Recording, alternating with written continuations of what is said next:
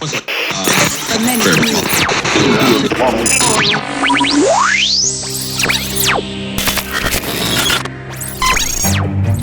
you know you can't explain.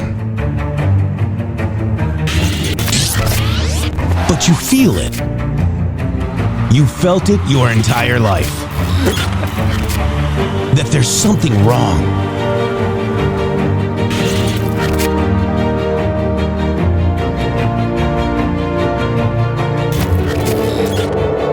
You don't know what it is, but it's there. Like a splinter in your mind, driving you mad. Experience the awakening.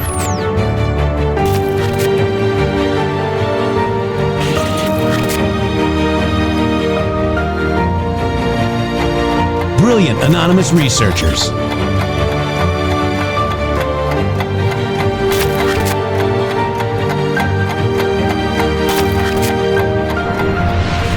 Patriots, join us in the Patriot Army. Trust the plan, pain coming. Boom, boom, boom. Let's go.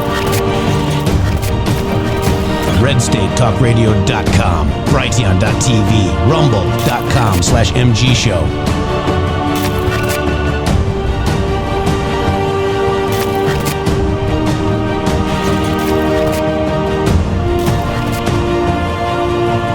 The end won't be for everyone. That choice to know will be yours.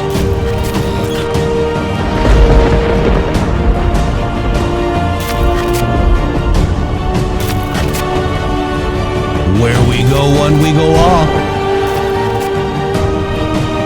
Fight, fight, fight, and fight we will. We fight every day right here on the MG Show. Oh, yeah. Oh, yeah, it's another day right here on the MG Show where the truth is learned, it's never told, and we all just kind of make sure that we follow our president, President Donald J. Trump, which is the basically tip of the spear and the only spear that we follow in the MAGA movement and the Q movement, by the way. Shady Groove, welcome to the show.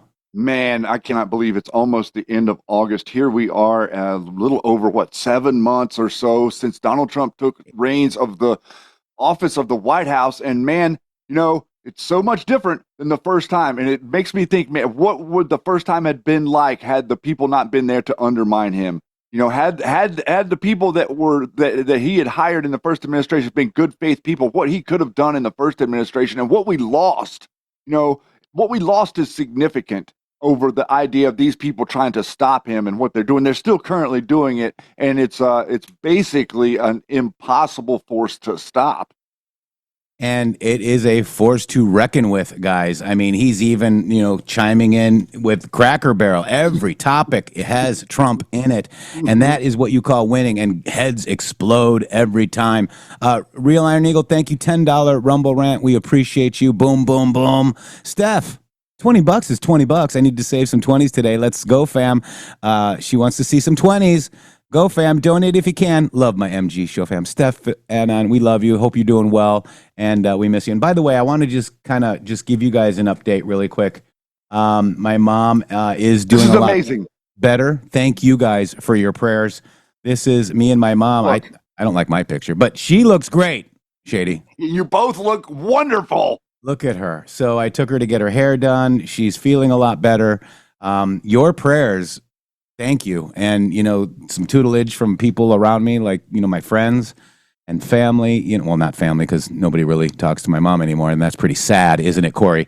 But anyways, it's been an amazing to see her go from basically, Shady, like, I want to give up, to let's go. I love it. And I want to do things. Yeah. She needed you.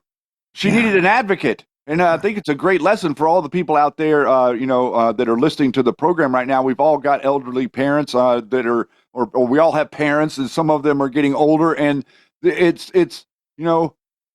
wise to pay attention and to take care of your elderly parents. not to just throw them away, which is what society has been doing for, quite a number of decades now, to just relinquish them to to an area where nobody pays attention to them and think that somebody else is going to take care of them. What I've watched you go through over the last 3 years to try to untangle this mess and to see and figure out and get her back to where, not just a point to where that she's functional, but a point where she's wanting to go up and have a beauty day with you. That is an amazing transition from where you were a few months back. But it does take decoding, and it does take solving a puzzle and navigating an obstacle course, because the people that you're dealing with that are telling her what she needs to do aren't all telling her the right thing to do. That's right. That's right.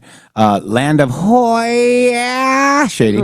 Land of Hoya says, let the winning commence. That was a $17 Rumble rent. But Steph says, nobody on the $20 challenge? Wow. I guess not, Steph. Yep. Steph's a loner. You're a loner. She goes, I'm broke, but we can spare a $20 tip for these awesome dudes. Thank you, Steph. We love you. Sweetest Caroline says, I'm the elderly. You are not the elderly. You guys are amazing. Thank you, Agent Miami. Thank you. Fly By Night Patriot is late. Uh-oh. Oh, no, really? You know what happens with that? Fly By Patriot is late? That means we get to go home early. I know. Let's go. We're out of here. All right. We're out. Hurley says, amen. Prayers for my mom, please. Heart surgery this week. And that's exactly what I've been doing with my mom. Is heart surgery. She had a mitral valve replaced. So major prayers, and it can be done. Okay, she can come through this with flying colors, and that's what I pray for. And let's get that done, Hurley. Okay, Hurley. Okay, wow. Get it? Yes. All right. Yes. So we got President Trump coming into the into the briefing room with a update from the cabinet guys. Here we go. Shady, did it finally start? Here. They waited till we started to start. This volume sucks. I want to thank you all for being here as we. Why can't I get this volume higher? Every day when we I don't know. Hang on. Working men and women. I might have to go to Twitter. Amplify. Very well, I have to say. Every policy of the Trump administration is designed to lift up the American worker, promote great-paying blue-collar jobs, and to rebuild the industrial bedrock of our nation. It's also obviously for. All right, guys, hang on. I'm going to actually move over to the X stream. Let's see if we get better sound from here. So, as you know, they went from 1% to 5% of GDP. Nobody expected that. And the difference is they didn't pay the 2 and they paid the 5. So, and as you know, we are selling a tremendous amount of equipment to Thank you, Land of NATO. Hoy. We're not spending any And money. thank you, Lincoln Longer. Making money, but I don't want to talk about making. I want to talk about we're no longer involved with funding Ukraine, but we are involved with trying to stop the war and the killing in Ukraine.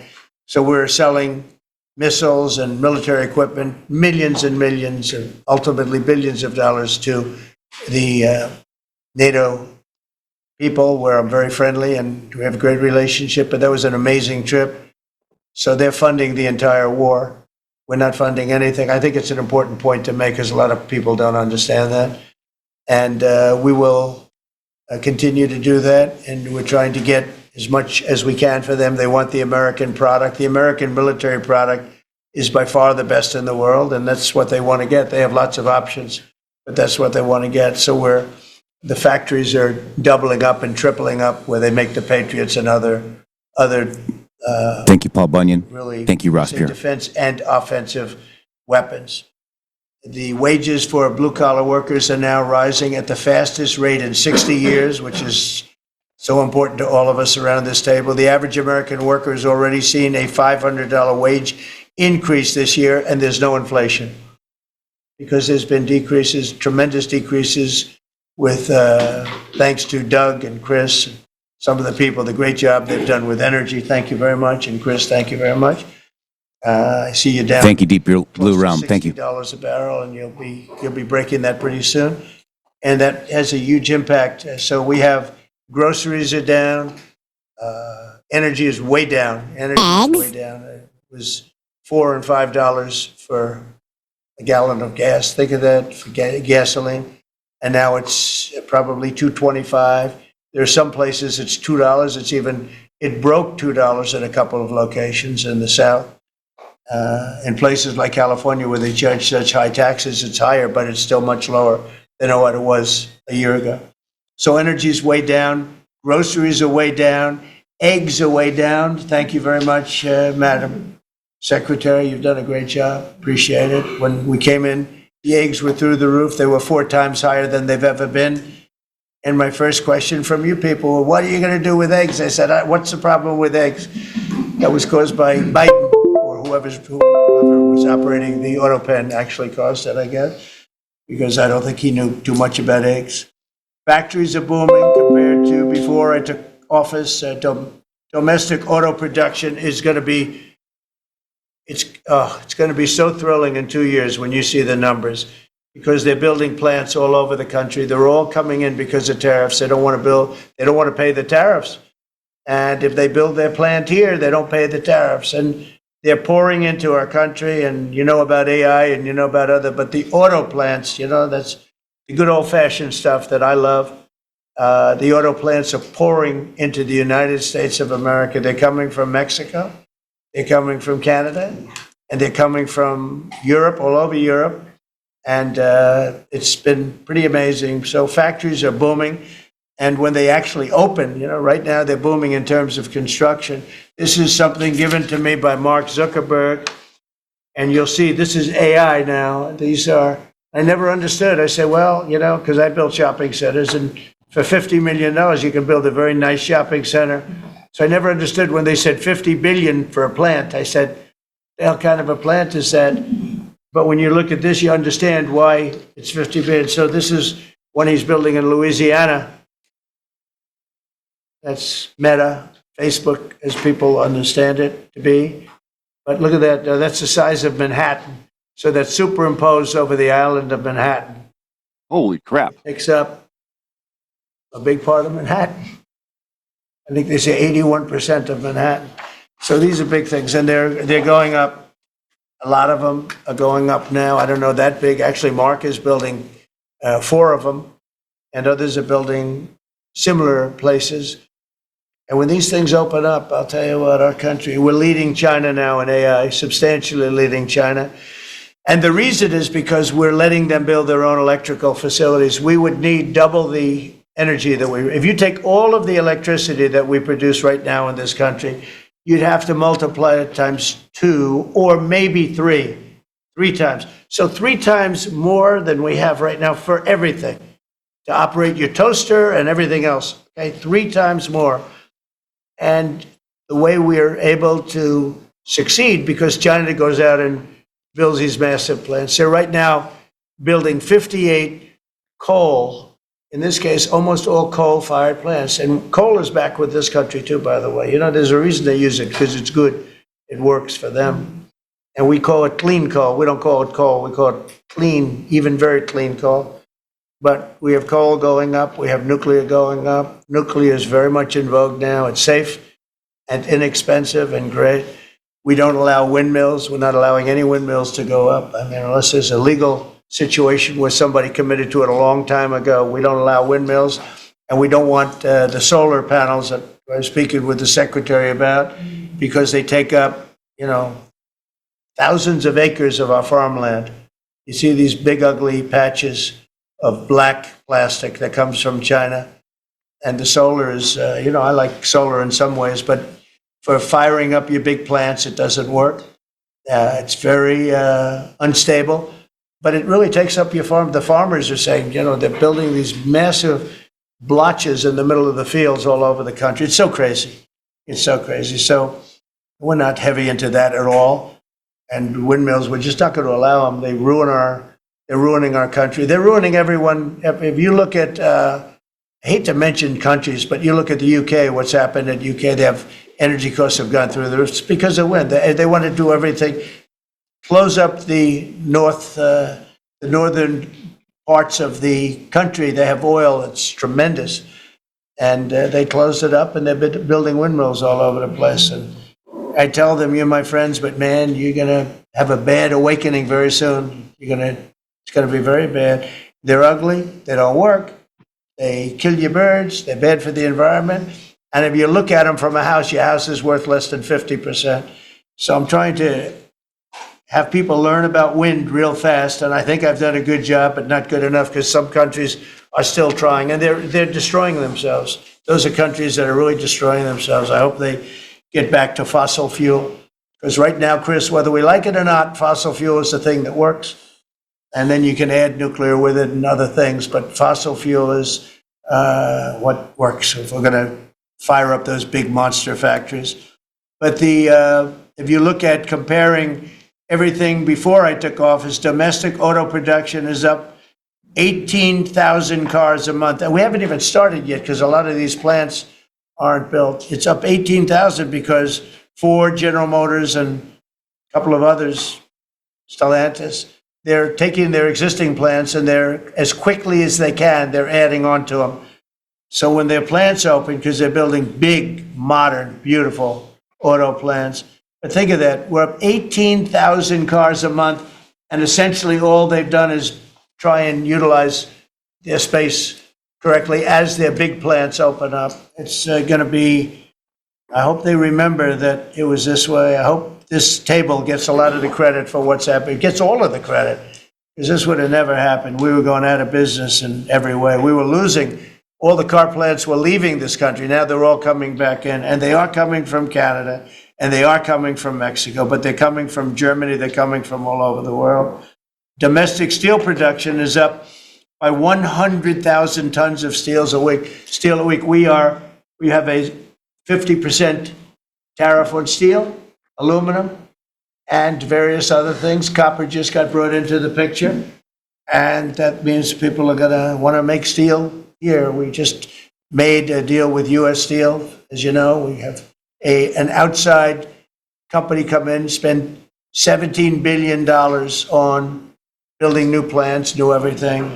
It's great, and it stays right here in America. So we're doing amazingly well on steel, and domestic oil production is up by more than 300,000 barrels a day. That's a lot of barrels, and you're going to be talking about that in a second, I think, Chris and Doug. These two people have done a fantastic job, and we have the oil price down to about $62 a barrel. So just so you understand, because a lot of you like to talk about costs and prices, but I watch so much fake information. Product costs are down. Energy is way down. Energy brings things down. You know, with energy, that's what happened with Biden. He stopped our program, and then he went back to it when he realized that it looked like you're going to be paying numbers that nobody's ever seen, like $7 a gallon. You're going to pay $7 a gallon. Thank you, Patriot Polywog. $7.50. So then he immediately went back to the Trump plan that they terminated, but it was too late for them. It was too late. They blew it. They had a great thing going. I gave them something great, and they blew it. Since the inauguration, we've created over 500,000 new private jobs, and if you notice, when the numbers come out, government jobs are going down and private jobs are coming up. And that's what really fuels the country. It's easy to hire people and pay them for doing something that maybe is not very productive. But government jobs are down, actually substantially down, and private jobs are way up. And these are the jobs that make money, create a better life. Meanwhile, we've reduced the number of federal bureaucrats by 84,000. So we got rid of 84,000, and I think the job numbers, you're going to see the new job numbers are going to be through the roof because of all of the different businesses that are moving into our country. And not just production businesses, autos and AI, but any business you can think of. In the world of furniture, as an example, North Carolina, I went there many times when I built a lot of hotels and things, and I'd go to North Carolina, I'd buy the greatest, they were the greatest, most talented people. And then China came along and took all of those jobs away. If they would have tariffed them, China wouldn't have taken any of the jobs. But we had presidents that, honestly, and I like some of them, but they didn't know what the hell they were doing from a business standpoint, from running the country. And North Carolina, the most talented woodworkers that you've ever seen. I'd be there and I'd watch them. I'd say, I'd like to have a rail in that chair. Maybe can you fancy it up a little bit? How about this, sir? And it'd hand me a thing. It was like they were artists. They were unbelievable. And that business was stolen from us by others, not only China, but by others. All of a sudden, you're ordering your furniture from China. It was not even close to being as good but they couldn't compete with it. If we would have said it costs 100% or 200% tariff, you wouldn't have lost one job. It's so sad. But we're going to rebuild North Carolina furniture and other places, South Carolina too, to a lesser extent. They make furniture, but furniture, we're going to put a very substantial tariff on. We've already announced it. It'll be done pretty quickly. And when that happens, everyone's going to start. I just tell you, North Carolina, go out and start getting the grandchildren and the children, start teaching them, because some of those incredible artists that I knew as young people, they're older people now, but they still have the talent and they have time left. But they're going to be teaching their sons and their daughters and their grandchildren. And it's going to be a beautiful thing to see. It's going to happen like magic. It's going to happen without question. It's not like, gee, I hope it happens. It's going to happen. The results of Ford that just announced, it's going to create 4,000 new jobs, American jobs. Hyundai, 14,000 jobs. General Motors is moving production of the Chevy Blazer and Equinox from Mexico back to the United States where it belongs. Don't forget, we lost 55% of our auto production over the last 35 years. 55%. We were the auto capital of the Hey, world. Jeff, can you dare to pause this a second? 5-5. Yeah, I'd just like to jump in real quick and just explain to everybody how amazing this is, and to share with all of you how excited I am personally, and I want to share with you why. Because if I were a person that was investing in a company, if I had like a large investment in a company, I would want to be like in on the board meeting. I'd want to know like what's going on in the board meeting. I'd want to like be like, okay, which direction are we going to go? What are we going to do? What's the strategy? What are the problems? How are we going to like overcome the problems? What are the things that other people aren't looking at? What are your ideas? What are your ideas? How do you do like this right here? What you're seeing right here is exactly what the founding fathers of America envisioned to be America. You have the leader of the country setting the agenda and pointing in the direction of where he's trying to take the country, and then he's also sharpening his axe, if you will, among the ideas of everybody else in the room as everyone talks about and discusses how we are best to accomplish said goals and also said problems, fixing the problems, not like tolerating the problems. I want you to pay attention to what you're seeing Democrats do right now, because they're very, very upset that you're no longer willing to tolerate problems. Okay, like you have this crazy idea that you could have a problem and not just like use it as a political weapon, but you could solve these problems. And this is a big issue that we have within MAGA, quote unquote, within the movement, within the conspiracy nut jobs that we're dealing with every day, because these people have no desire whatsoever to solve anything. They have none, zero, zilch, nada. All they want to do is make more problems. Make problems for you, make problems for Trump, make problems for anybody that's in Trump's administration, and make it impossible for you to navigate. What you're seeing right now is historic on a level that I can't even explain to you. And don't you feel like you're a participant in your country for a change, like you're getting the ideas firsthand and you could do something about it? Our movement is about giving the country back to you, the people, guys. So and that's inspiring. exactly what's happening. I mean, and think about it too. Like, you go into like, Walgreens. Do you want to make a donation to the inner city kids? What are we building a factory there? Are we going to teach them how to make furniture? Nope. And have something to be proud of? Nope. And not made in China? Not at all, bro. Make furniture great again. That's huge news for North Carolina, guys. And they were like the hub for clothing and furniture. Walmart, back when they started outsourcing everything to China, they would go to these factories, Shady, and they would say, hey, you need to move your operations to China, or we're going to steal your crap and make it over there cheaper and put you out of business. That's what the Democrats and Republicans did. Yep. And I'll say it for Jeff. Hickory, North Carolina. That's where that is the furniture capital of the world before the 1990s. Okay. That's right. All of the furniture was made, all the textiles was made, all the manufacturing was done in that part of the world, literally just a couple hours from where I grew up. Like you would drive down there and you could go to like literally 20 different super malls where you're walking around with all this furniture and stuff, all made of real wood. Wow. This was before IKEA. This was before, like, the stuff that you put on the outside of the furniture that makes it look like it's wood, the laminate, but it's not really wood. Yeah. It's not. It's fake, guys. Yeah, Trump is taking all this fake stuff and he's turning it into something real you can chew, you can sink your teeth into. So start teaching your kids how to make furniture, guys. Get those, trade schools open again. And by the way, Blaine, 1954, thank you for joining the MG show here today. We are participating and watching the cabinet meeting. We're not just watching little clips because we like to actually understand some of the communications that the president is giving you that the mainstream media, even Fox or anybody else that seems to be pro-Trump, don't give you. So that's what we do here on the MG show, and we're going to go right back to our president, Shady Groove. And a good point that you just made right there, because let me tell you something. Fox News is not pro-Trump. Fox News is pro-Democrat. Pay attention to what they're doing. All they do is talk about this Mondami guy and Gavin Newsom 24/7 ad nauseum. Sean Hannity brings in this whatever his name is, the commentator guy.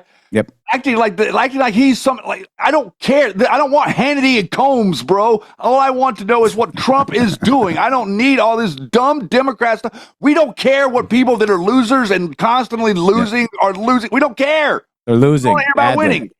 Bravo Golf 592 is now a monthly supporter. Thank you, Bravo Golf 592. Says he's been here for a long time to support the guys. Thank you so much. We appreciate you very much. Back to our president, guys, in the cabinet room. So what's happens, he's going to go to everybody and get updates. This is what we need to see as the people. And this is not called Trump worship. Okay, this is called loving what our president is doing. Finally, in my lifetime, I have a president that I'm actually appreciative of. Crazy. Never supported one. Never supported one before Donald Trump. Not even close. Same. I'd have to go back to JFK to find one I liked. And that I would even have an issue with when he first started out. He didn't do a lot of good things. Okay, so interesting. Like the Social Security, right? He did some weird things with that. He did. He absolutely did. And then he realized the problem. Here we go. Don't make me go back to McKinley. Don't make me go back to Mount McKinley. Love you, man. Nobody even think about challenging us. We lost 55% of it to Mexico, Canada, China, a lot to China, and other countries. And it's all coming back. We will be bigger. A couple of years, we'll be bigger than we ever were. We'll be more dominant. We'll be bigger. We make great product, too. We're starting to make really great product. We're going to be bigger than we ever were. We're going to be at the level that it was when we were the only one that we sold to the world. And we're going to be back selling to ourselves and other parts of the world. It's not going to be the same, but it's going to be equally as important as it was in the heyday 30 years ago. But we lost more than 50% of the automaking capacity. In fact, the auto unions, as you know, the top guy didn't know me, didn't like me, and now he likes me. He says, man, I can't believe what Trump has done. But the auto workers voted for me. They understood better than anybody else. The auto workers, the Teamsters voted for me. Teamsters are great. They all voted for me. No Republican has ever gotten the support of the Teamsters and the auto workers. And now the head of the auto workers have been so amazing. I watch them on television there. They can't even believe what happened. And I told them all what was going to happen. We secured new market access for American agricultural exports all over the world. Our secretary is doing a great job. Thank you, Brooke. And we have negotiated historic trade deals with the United Kingdom, China, Indonesia, Vietnam, the Philippines, Japan, South Korea, who was here yesterday, and the European Union. Foreign nations are now paying hundreds of billions of dollars straight into our treasury, and numbers that nobody's ever seen before. As you know, we made trade deals with a lot of countries, and many of those countries, just to be able to sit at the table, are paying us hundreds of billions of dollars. We made a trade deal with the European Union. They were rough on us for a long time. And now we have a very good deal. We made that with them. Trillions of dollars is coming into our country. Trillions. Far beyond billions, trillions of dollars. Wouldn't you say, Scott? Yes, sir. And in a short period of time. So trillions of dollars coming into our country, guys. Do you realize how huge that is? And it's not trillions of dollars like being handed over to your country. What it is trillions of dollars of investment being made. So what it actually turns into, you're talking about, any dollar invested is going to at minimum turn into 10 over 10 years. At very minimum, it's going to turn into 10. So you're talking really probably 60 to 70 times the amount of money that he's talking about there. And this is very crucial to understand how the economy works. If you grow the base of the economy and you grow the GDP, what will happen is all of a sudden you will overcome the debt. Okay. Our GDP is like 20 trillion. The debt is 35 trillion. You grow the GDP out to 50 trillion a year, and then all of a sudden knocking down 5 trillion off of that debt here and there, it costs you nothing. Do you see how he's engineering you out of debt? And you're never going to pay a dime, by the way. All of these people that screamed and yelled at you, these conspiracy nuts like Alex Jones that screamed at you like, oh, every American's going to have to pay $400,000 a person to get you doom and gloomy. Guess what? You're never going to pay a dime. Tariffs are going to pay it. These companies that are coming in are going to pay it. The economy is going to grow. Interest rates are going to come down. I predicted in 2 years, we're going to be borrowing money for like minus 2%. They're going to be paying you to borrow money. But Shady, we Democrats, we don't want people to work. We want them sucking off the government teat so we can pull down America and crush it. Gotcha. That's right. And then there'd be no economy whatsoever, and we just keep shrinking it, and we outsource everything to China. Crime? What crime? Yeah, there's no crime. It's your imagination that you got hit over the head by some You thug. Democrats are failing bigly. They're never going to win another election. No way. And the elections will be secure. So midterms will be safe. We talked about that yesterday. Back to President Donald J. Trump and the roundtable or the boardroom with our cabinet members. Here we go. God, I love this. They have to buy $750 billion worth of our energy product. Energy is great. We have more than anybody else, so we're using it. But the European Union is a done deal, and Japan is done. I heard there was a problem with South Korea, but we met yesterday, and they're done. We didn't do anything. We just kept the same deal. He honored the deal. They wanted to see if I don't even want to say it, but they wanted to see if they could do something. But they honored the deal, which is nice. And we cut the previous record-setting trade deficit, I hear just came out. We cut it in half already. We haven't even said, we've only been here really for a few months because, it takes you a little while to fix up the Oval Office and do those things, prepare for the battle, right? So we really only been here for a very short period of time, and we cut the trade deficit in half. Is that right? That's a fantastic. I didn't even think we were going to do that. And remember, these are things that are being built. These things are, all these numbers up here, they're not open yet. When they open, you're going to see things happen in the United States that nobody's ever seen before, including our country in its heyday. And I had the greatest economy in the history of our country my first 4 years, despite COVID, which was a very unfortunate situation for the whole world. We did a great job with it, never got the credit for the job we did. Operation Warp Speed, people say, is one of the greatest achievements ever in politics or in the military, because it was almost a military procedure. But everybody, including Putin, said that Operation Warp Speed, what you did with that, nobody can believe it. And we did a great job, but it was a horrible pall over our country. We had a very dark cloud over the world. That was a very, very bad thing that came out of Wuhan, which I said it came out of Wuhan. That's where it came from. And China suffered greatly, but everybody did. But we did a good job with that, as good as you can possibly do. And we came back, and now we're stronger than ever before. If I didn't win this election, this country was gone. I'm telling you, economically it was gone. None of the things that we're talking about would have happened. And the whole world was robbing us blind, friend and foe. They were stealing our jobs, our money, our factories. They were stealing everything. We would have been a shell. We would have been a bankrupt, broken shell. And that's the way it is. But we're doing just the opposite. Stronger than we've ever been. Last month, in a landmark achievement, I also proudly signed the largest working class tax cuts in American history. So the bill that I'm not going to use the term great, big, beautiful. That was good for getting it approved, but it's not good for explaining to people what it's all about. It's a massive tax cut for the middle class. It's a massive tax cut for jobs. And think of it, no tax on tips, no tax on Social Security. So seniors, I don't know how you can vote for anybody else. And, just think of that, and no tax on overtime. So you work overtime, you don't have to pay tax on overtime. That's good. The Democrats don't know what they're going to do. So they have like this soundbite. You know, they have all these sound bites. They send it out. I don't know. Some guy sends out a word and everybody uses it, including the fake news. Some of you are here right now. I'm looking at you. And it's death. They use the word death. No, it's actually life. It's almost like a newborn life. It's not death. That's their soundbite. The bill is death. Said we strengthen Social Security. We strengthen Medicare, Medicaid. The job we've done on Social Security is if the Democrats got in, Social Security is over because the country's going to fail. There won't be any Social Security. And I made that pledge to you. We're going to take care of Social Security, Medicare, Medicaid. And we're doing that in spades because the country is becoming so successful again. And it hasn't been this successful.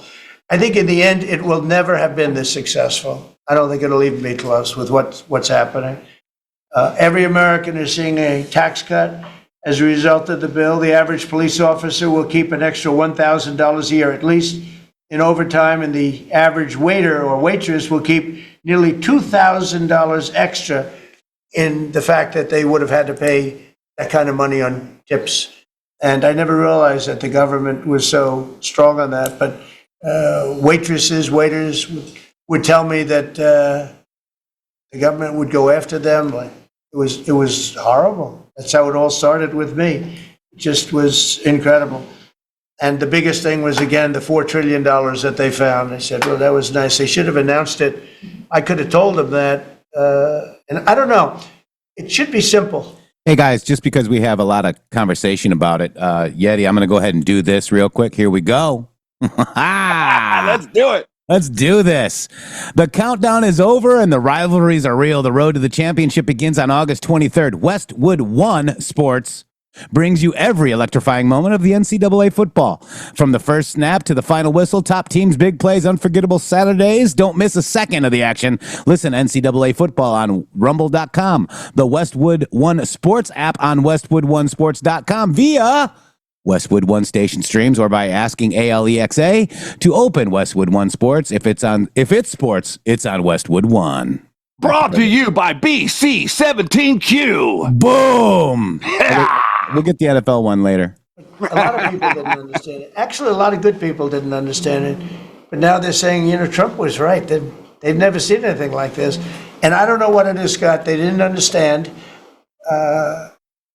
what we were trying to explain to them was going to happen. Everybody's moving back to the United States because they don't want to pay a tax. If they're not here, they have to pay a tax. And it didn't seem that complicated, but it's working at a level that nobody can imagine. This is working $4 trillion, but that's a big number. It's a number that nobody ever heard of before, but $4 trillion is exciting. But that's nothing compared to what's happening because these places haven't even opened yet. Some of them haven't even started hiring yet. They're under construction. So it's construction jobs, but it's not the big number, and the big numbers, when they open, they're going to be very successful. It's a revolution. We're also working on things to ensure that the awesome power of artificial intelligence is used to benefit all Americans, including American workers and also American children. In that spirit, our wonderful First Lady has just announced a presidential AI challenge. It's going to be a very good challenge, I can tell you. She's put her heart into it, which will inspire the next generation to stay on the cutting edge of this vital technology. This is the new internet, the new computer, the new television, the new everything, all put together in one. This is why when I show you a picture like that, I show you this. This is a factory superimposed over the island of Manhattan. And you have many of them being built right now all over the country, or soon to start. Some of them have started. This one has actually started. That's in the great state of Louisiana. But the First Lady is working very hard on this, and it's an important initiative. And Melania, when she puts her mind to it, nobody could do better. There's nobody. So every young person should go to ai.gov to learn more, ai.gov to learn more. And you'll see it's a great challenge. I think it's going to be a very modern kind of a challenge. It involves AI, which is very exciting to people. So I want to thank her. Raise a lot of money for children. we're putting America first, and we're going to be putting the America worker first. And, you know, the Republican Party has picked up 4 million new people, 4 million. The Democrats have lost 2.5 million. Other than that, they're extremely happy. No, they're very depressed. They're very depressed. And their new box that they've fallen into is crime. There was a consultant on one of the shows this morning I was watching. I thought he was very good. He's a Democrat consultant. And he was screaming, no, no, don't let him do this to you. It's another trap. It's another trap. What he's talking about, like men playing in women's sports. They said that's an 80-20. No, it's a 97-3. It's 97-3, like transgender for everybody. They fought for it. They're still fighting for it. I saw a guy today, a politician that you all know very well, fighting like hell for men playing in women's sports. You don't understand. They're human beings also. Well, I agree they're human beings. But you can't have a 7-foot guy playing basketball with the women. You know, just one of those little problems in life. And we all have our place. It's okay. I've got my place too. But this guy's screaming, it's another trap. And this is the worst of all. He said, because this is crime. Trump is saying he's against crime and they're for crime. No, he's going, it was funny. No, it's a trap. Don't do it. And then I saw this poor, stupid Chuck Schumer, the guy. He looks like he's aged 100 years. And I don't like getting into looks. You know, looks don't mean anything, right? When you're in politics, looks don't matter. I look at Pam, I would never say she's beautiful because that'd be the end of my political career. Laurie, secretary. But I will tell you, this is the best of all. And they're going to fight me. Like this slob of a governor you have in Illinois. This poor guy got thrown out of his business by his family. Know the family. I was partners with the family. Nice family. I like the family, but he was no good. They threw him out. He's governor of Illinois, and he goes about Trump, we don't need his help. Chicago is the worst. These places are really bad. Crime in D.C. was the worst it ever was. You know, they make up stories. Crime in D.C. was the worst ever in history. And now, over the last 13 days, we've worked so hard. We've taken so many, there are many left, but we've taken so many criminals, over 1,000. I watched a man from Maryland who said to me, sir, you're the greatest president. You're doing an unbelievable job. What a great job. Governor Moore, has anyone heard of him? Mm-hmm. He's another hopeful for president. I don't think so. But I met him, and I didn't realize it was on camera. Did you see they caught him on camera? I was at a game, I don't know, like the Army-Navy game or something. And I met him in a hallway. And as usual, you do your job very well. One of these great cameramen had it on tape. But I met this gentleman. I never met him before. Sir, you're doing a great job. You're doing an unbelievable job. Thank you very much. But then he goes on television and says, oh, Trump is a dictator. He's a dictator. And a lot of people have so the line is that I'm a dictator, but I stop crime. So a lot of people say, you know, if that's the case, I'd rather have a dictator. But I'm not a dictator. I just know how to stop crime. And you would think that Illinois, where they have such a problem with crime, such a bad governor, he should be calling me and he should be saying, could you send over the troops, please? It's out of control. It's out of control. In New York, it's out of control. Not as bad as Illinois, by the way. Not even close. In California, you would have not had the Olympics had I not sent in the troops, sent in the National Guard. They did a fantastic job. We have the Olympics, we have the World Cup coming. I got them in my first term, and I was really sad because I said, oh boy, I got them, and I won't be president. And little things happen. Thank you, God. Thank you. No, little things happen. Think of it. You could ask Johnny. Johnny would tell you, he's the head of World Cup. He's a great guy too, great commissioner, but he's the head of the World Cup. He said, Trump is the only reason we're doing this. And the sad part is that I was not going to have it. I would have to be, probably I wouldn't have even been invited to the game, depending on who's president, right? And I got that. I did not get 250, okay? The 250th anniversary, I did not get. I'd like to claim it, if I might, but I didn't get that. That was whether I was president or not, it was still 250. I'd like to take credit for it. What I will take credit for is we're going to have a better celebration under Trump than you would have had under some stuff. That I'll take care of. We're going to have a safer place, Christy, because of you and Tom Holman and everybody, right? But, so we have 250 coming up. We have the World Cup coming up, which is like having 45 Super Bowls. And we have the Olympics coming up. So we're going to have a very exciting 3.5 years remaining. We're going to have a very exciting, it's going to be done properly. So I just want to tell you, our country's in incredible shape. Our military is strong and powerful and respected.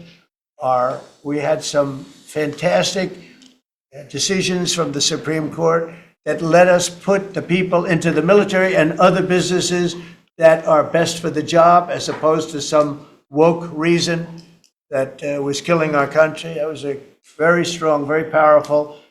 You can now go into a company based on your ability, as opposed to being forced in based on some factor that cannot make our country great. That was a big decision, very, very big decision.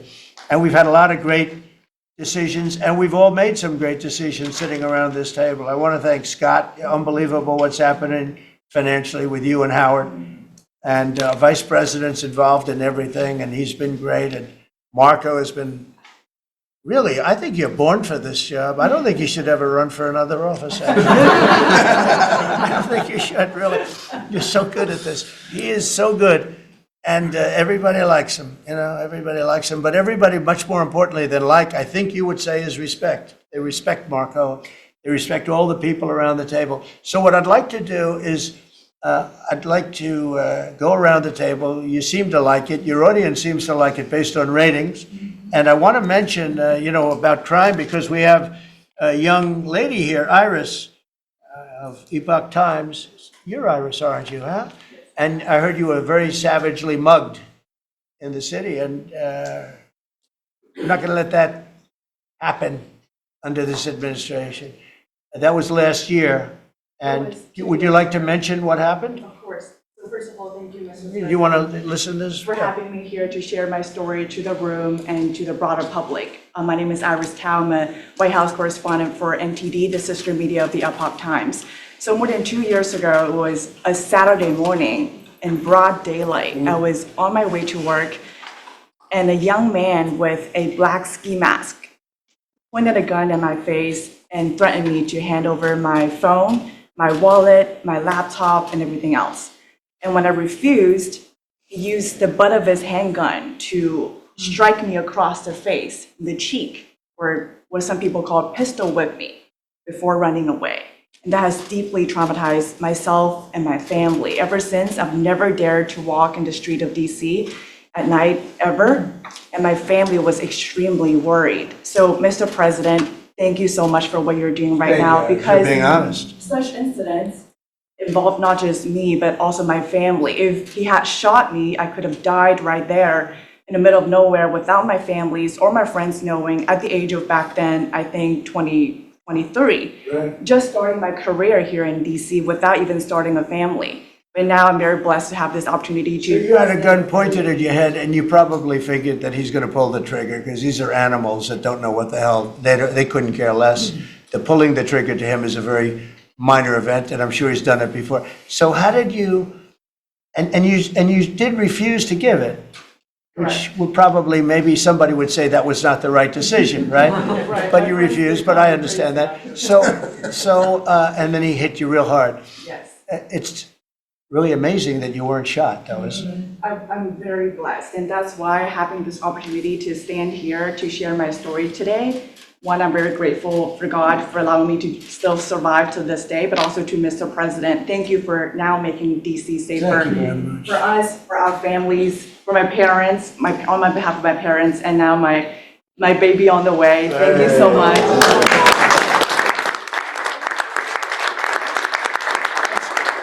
And there are other reporters and journalists, good people, and you don't have to say it, but that have also been attacked violently.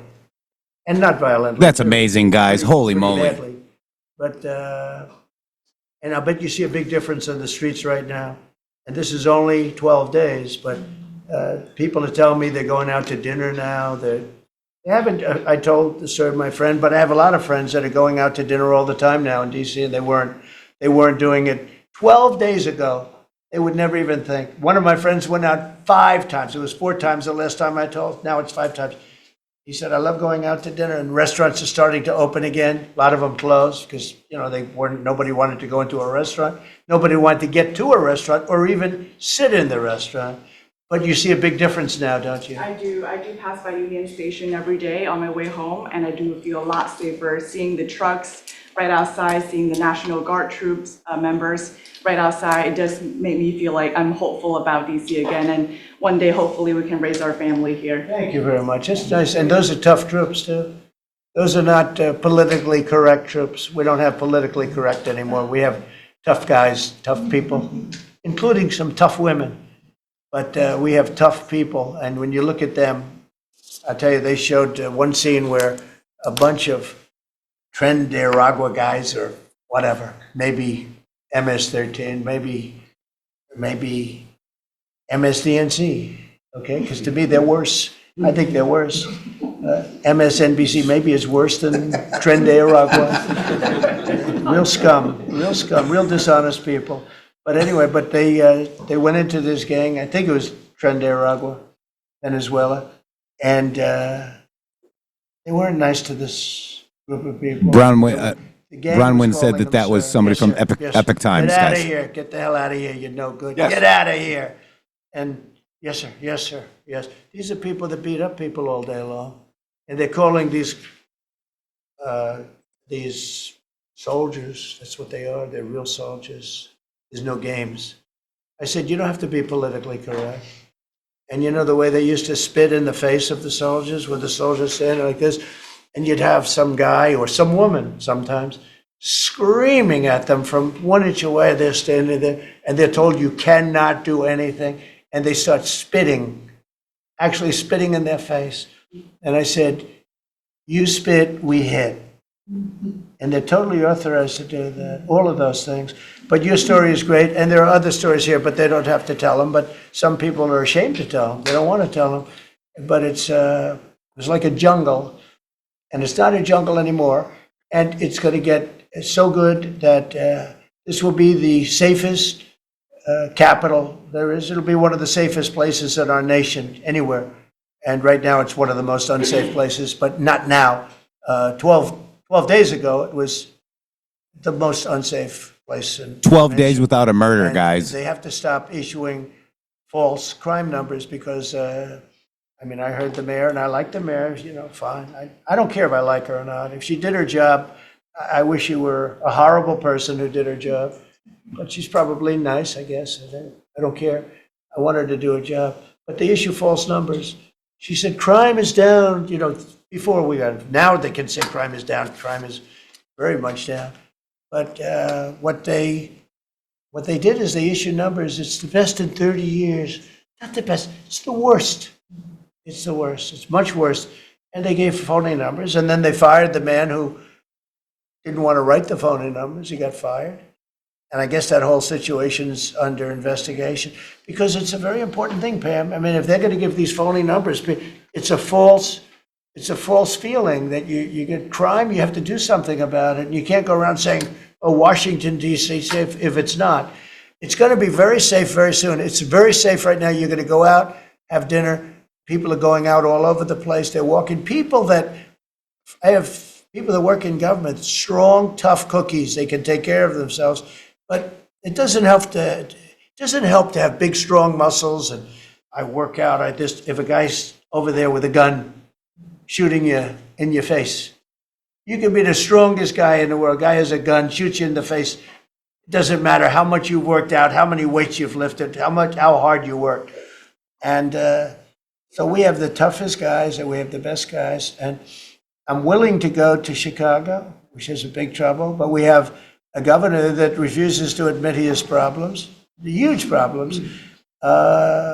Baltimore, Wes Moore was telling me I want to walk with the president. Well, I said, I want to walk with you too someday, but first you got to clean up your crime because I'm not walking in Baltimore right now. Baltimore is a hellhole. And this guy, I don't even think he knows it. He's another candidate for president. Between him and Newsom, got some real beauties, I'll tell you. But if we didn't go into Los Angeles, you wouldn't have the Olympics, in my opinion. You wouldn't have the Olympics. We went in, and the sheriff, the boss, said, thank God they're here. You could see his tape. He said, we were not able to control what was happening. That was the sheriff. And he said it loud and clear. And, they're suing us for going in and cleaning up crime. And yet their own sheriff said, on the first or second night, he said, we could have never handled. That was going to be, you were not going to have the Olympics or the World Cup, because that would be, there wouldn't be anything left. They shouldn't have lost 25,000 houses. The water was turned off from the Pacific Northwest. And I was after them in my first administration, turn on the water, turn it on. Nobody could have believed this could have happened. But they had no water in the fire hydrants. They had no water in the sprinkler systems that people put up in their ceilings. There was no water. And yet we have tremendous amounts of water. They send it all into the Pacific Ocean, trying to protect a certain little fish. It's not doing well because it doesn't do well without water either. And it shouldn't be protected because it shouldn't be a protected species. But I think that's actually just an excuse. I actually think these people are sick. There's something wrong. So we send hundreds of millions of gallons of water a day into the Pacific Ocean. They turn a valve, and the valve heads out, and we turn the valve back. I actually had to do it using force. We turned the valve back, and now they have water, but not as much as they should have, because they should, and I'm telling Gavin Newsom by this conversation right now, turn the rest of the water on. Turn it on. So things are done that are so... And right now, California is all brown. There's fires popping up everywhere. It's disgusting, guys. It's disgusting. Turn the water on, Newsom. Yeah. Lack of common sense. I like to say the Republican Party is the party with common sense. We're smart, we're sharp, we're this and that. They're smart, but they're radical left people. And they can't help it. They're very smart, but they're radical left, and they're destroying our country. But they're not going to destroy it anymore. So we picked up millions of people in the Republican Party. They lost millions of people. And I think we're going to do very well in the midterms. And I just want to say one other thing, and that's medicine. The cost of medicine all over the world is much cheaper than the United States, because for years the world pushed us around, including our friends. And you go to Germany, you go to England, you go to different places, and you go to a store, and it's sometimes 10% of what we pay in the United States, because they said, nope, we're not paying any more. You charge the United States. This went on for 25, 30 years. And I invoked favored nations. I said, I want to pay the same as they're paying.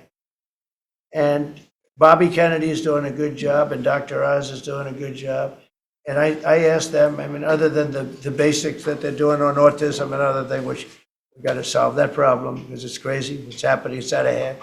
But this is the most important thing that can be done, is favored nations, Bobby. And we're not talking about a 25% cut or 50. We're talking about a 1,500% cut, because people go to Europe to buy drugs and they come back with drugs, prescription drugs, normal, I don't mean the bad drugs, I mean prescription drugs, because you can buy them for 10%, 15%, 20% of what. So thank you, Ducks. $20 Rumble rant. Thank you. And I get along good with all of them. And you could ask anybody. I get along good with all of them. But I said, I told them, I said, you're going to go up a little bit because it's the world. It's the world. So more people in the world than we have. We're going to go down a lot, and they're going to go up a little. And it's called equalization. We're going to have equalization. So we pay the same price as the lowest drug sold anywhere in the world. And I think, Bobby, that's going to happen pretty soon. The companies are ready for it. They had to go for years. I was with a very great gentleman from Eli Lilly. I think he's an incredible executive. I'll mention the company and I'll mention him because we had this argument my first term, and then we had it in my second term.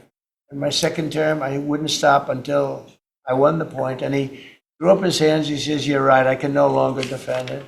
I can no longer defend that a pill that's made by Johnson & Johnson in a factory, in the same factory, in the United States versus a place in Europe or other places, including Canada, by the way, you could buy it for 10% or 15% or 20%, the cost of what we're paying.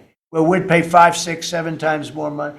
He said, "It's the hardest part of my job, defending that. I'm not going to do it anymore."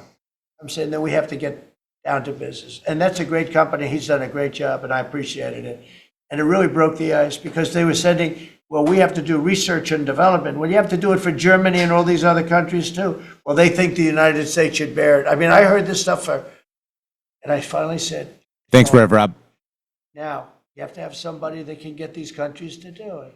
I told them, if you don't do it, we're going to charge you a 25% tariff on everything you send into our country. That's much more money than what we're talking. So now he's talking about tariff shading. We were just talking about how this is going to stop the national debt. This is how you repay it, guys. How is the national debt? Reckless spending, debt-based economy, and this is how you fix it. He's doing it. Shady, real quick, we went through the break, but I want to go ahead and do this real quick with our Yeti. Yeti, here we go, because this is for you guys. Set your clocks, mark your calendars, and buckle up for the best NFL primetime football action starting September 4th on Westwood One. You can catch all the bone-crushing hits, last-second heroics, and edge-of-your-seat action that the NFL Thursday, Sunday, and Monday nights have to offer. Whether you're tailgating, driving, or chilling at home, don't miss a single snap. Listen to the NFL app on the Westwood One Sports app at westwoodonesports.com, or just say ALEXA, open Westwood One Sports. If it's the NFL, it's on Westwood One. Thank you so much. You know, what you were just saying there about the tariffs and what we're seeing Donald Trump talk about and what we're seeing him doing. I think this is so very interesting because this is a line in the sand that you can clearly see like day and night. It's so clear. The people that understand America and understand who really actually understand how the country was formed and what happened are absolutely over the moon about this idea of Trump bringing back the tariff-based economy. The people that are addicted to the China syndrome out there and the people that are addicted to foreign investment and globalism are going to be completely 100% against tariffs and for you paying an income tax. And this includes people like Rand and Ron Paul. And I want you to understand this because it's very, very difficult to navigate out there because everybody has been using these people as, using Ron Paul as this sort of cornerstone of the libertarian movement in America. Well, what he has exposed about himself just within the last couple of months since Donald Trump was reelected is that he is in fact a neocon. Okay, he is in fact in favor of the status quo, which is go along to get along, which is the same system that we were infiltrated with in 1913 that could persist today, that taxes you, the person, the people who were born in the country that was formed whenever we threw a bunch of tea in the water because they were putting a tax on it. Yeah, amazing. So we're bringing our country back to common sense. Simplicity. Say it isn't so. Yeah, simplicity, common sense, simplicity, things that what if we started managing the money for America the way that we manage our own pocketbook? We just went through this whole thing with Doge where they found out they had magic money computers. That means that these computers were just literally pre-programmed to run that debt clock up. How much of that money, where did it go? I mean, there's a good chance that there's trillions of that $35 trillion that didn't actually get spent. It just got accrued in the system. That's right. G Brothers, thank you. America First. God bless POTUS and the MG Show family. And guys, Picket Fire, there's one right now. 17% contained, 608 acres.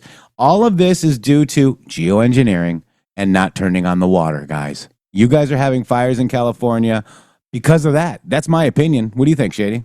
I think that's 100% what's going on out here. And it's not just the main levee or the main water flow that Donald Trump is talking about is like the water flow coming out of the mountains down into the Central Valley.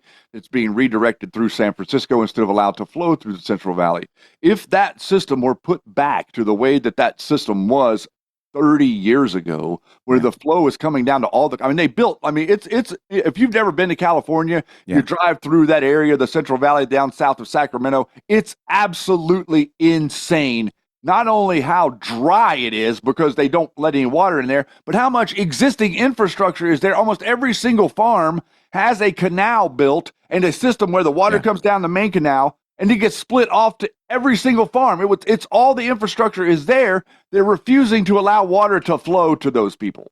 So so this is the Napa fire, guys. This is what it looks like right now. I mean, this is just updated. I don't know if you can see it, but you guys can get the fire app, Watch Duty, I think it's called, to watch the fires. But they're all over the place, guys. They're all over the place, and they're doing it on purpose, in my opinion. So if that's Napa Valley, that's pretty crazy. Well, they're trying to engineer the mindset of climate change, and it's happening in Canada too. Yep. These people are going out there and they are starting these fires. Okay, they are creating these fires. There's no doubt in my mind about it, because fires don't just huge fires don't just happen to occur every single time there's a massive wind event. That's right. Jingleheimer Schmidt says Lake Mead levels. Look at the history. When Trump released the water, it rose hugely. And now it's back low again, and he thinks that they've changed it back, and they may have. He's probably right, because Nevada is being taken over by morons. Crazy. All right, here we go. Back to your president, my president, because it's Trump worship, right, Shady? Yes, back to Trump worship. Right. Then we have to get the drug companies to do it. Thank you, Kimmy Mac. Because we have tremendous power over the drug companies, too. Real quick, let me just read that. As a native Californian whose family now lives in the Central Valley, this is 1,000% true. It wasn't like that when I was a kid. There is plenty of water if they let it flow naturally. Boom. So we're going to get it done. I just hope we get it done fast, Bobby, because this thing should go fast. But we're going to get the cost of medicine is going to be 1,000%. Think of that. Not press 47 if you're happy with what Trump administration is doing right now. Let's see. 2%. And I just tell this last story.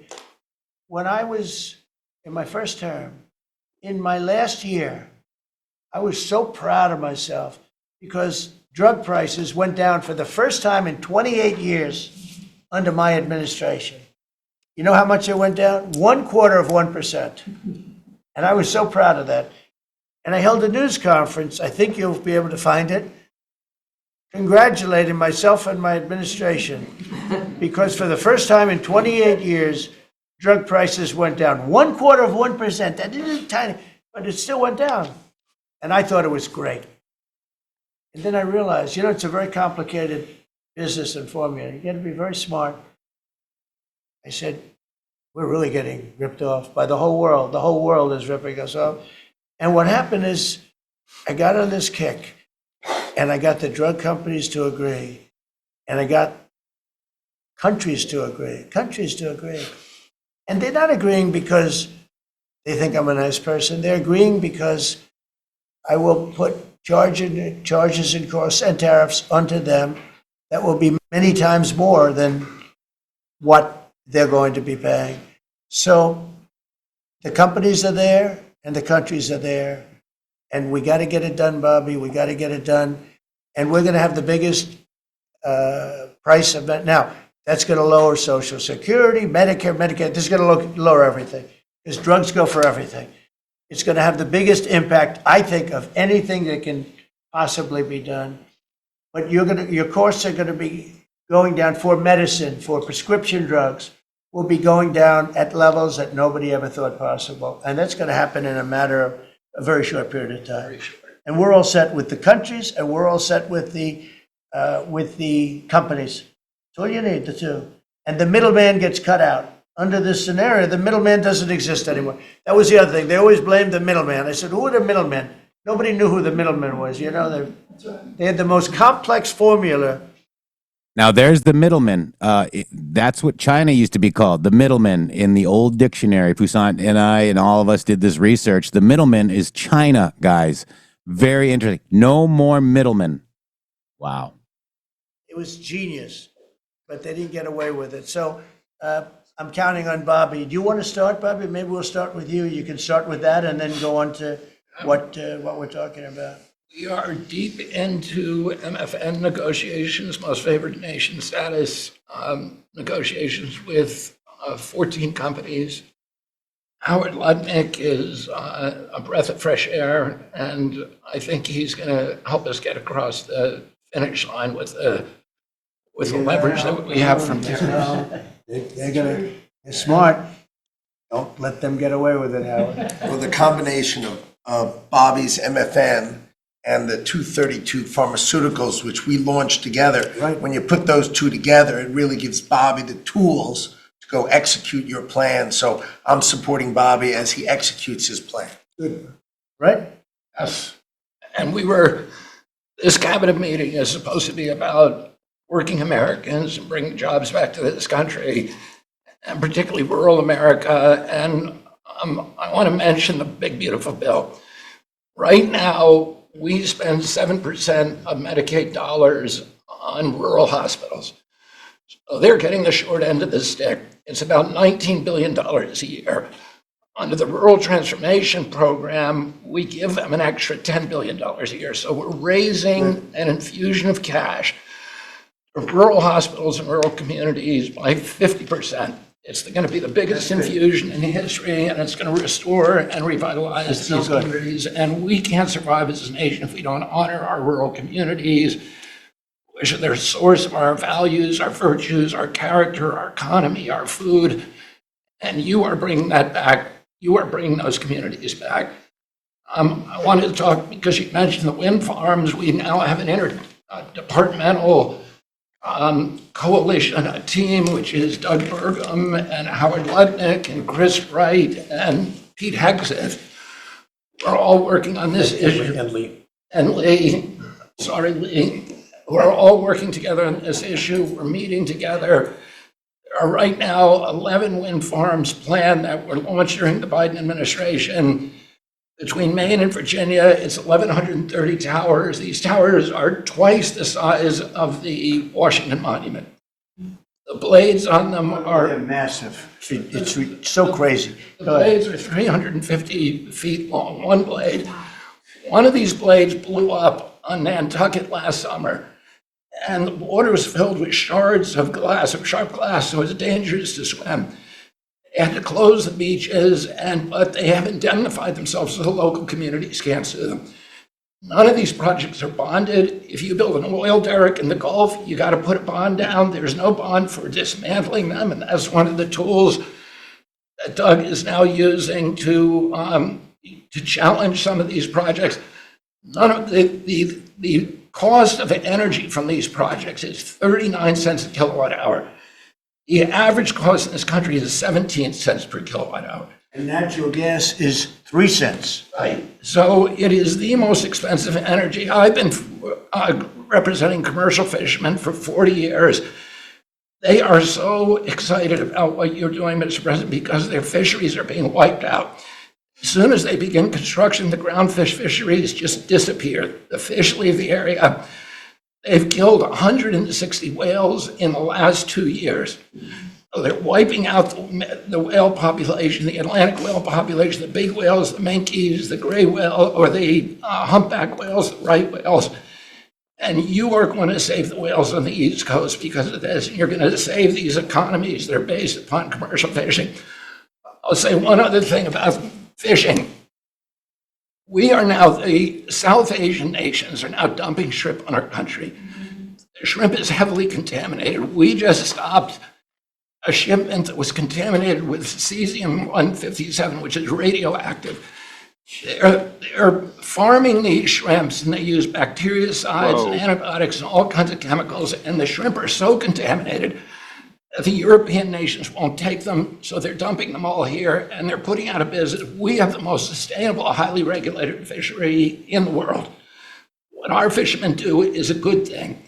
And all of the trawlers in the Gulf and Alaska are being shut down because we're getting shrimp dumped here. So we have now increased FDA inspections of shrimp to make sure that Americans are not buying and eating contaminated shrimp and putting our shrimpers out of business. I talked just very briefly, we have an historic agreement on pre-authorization.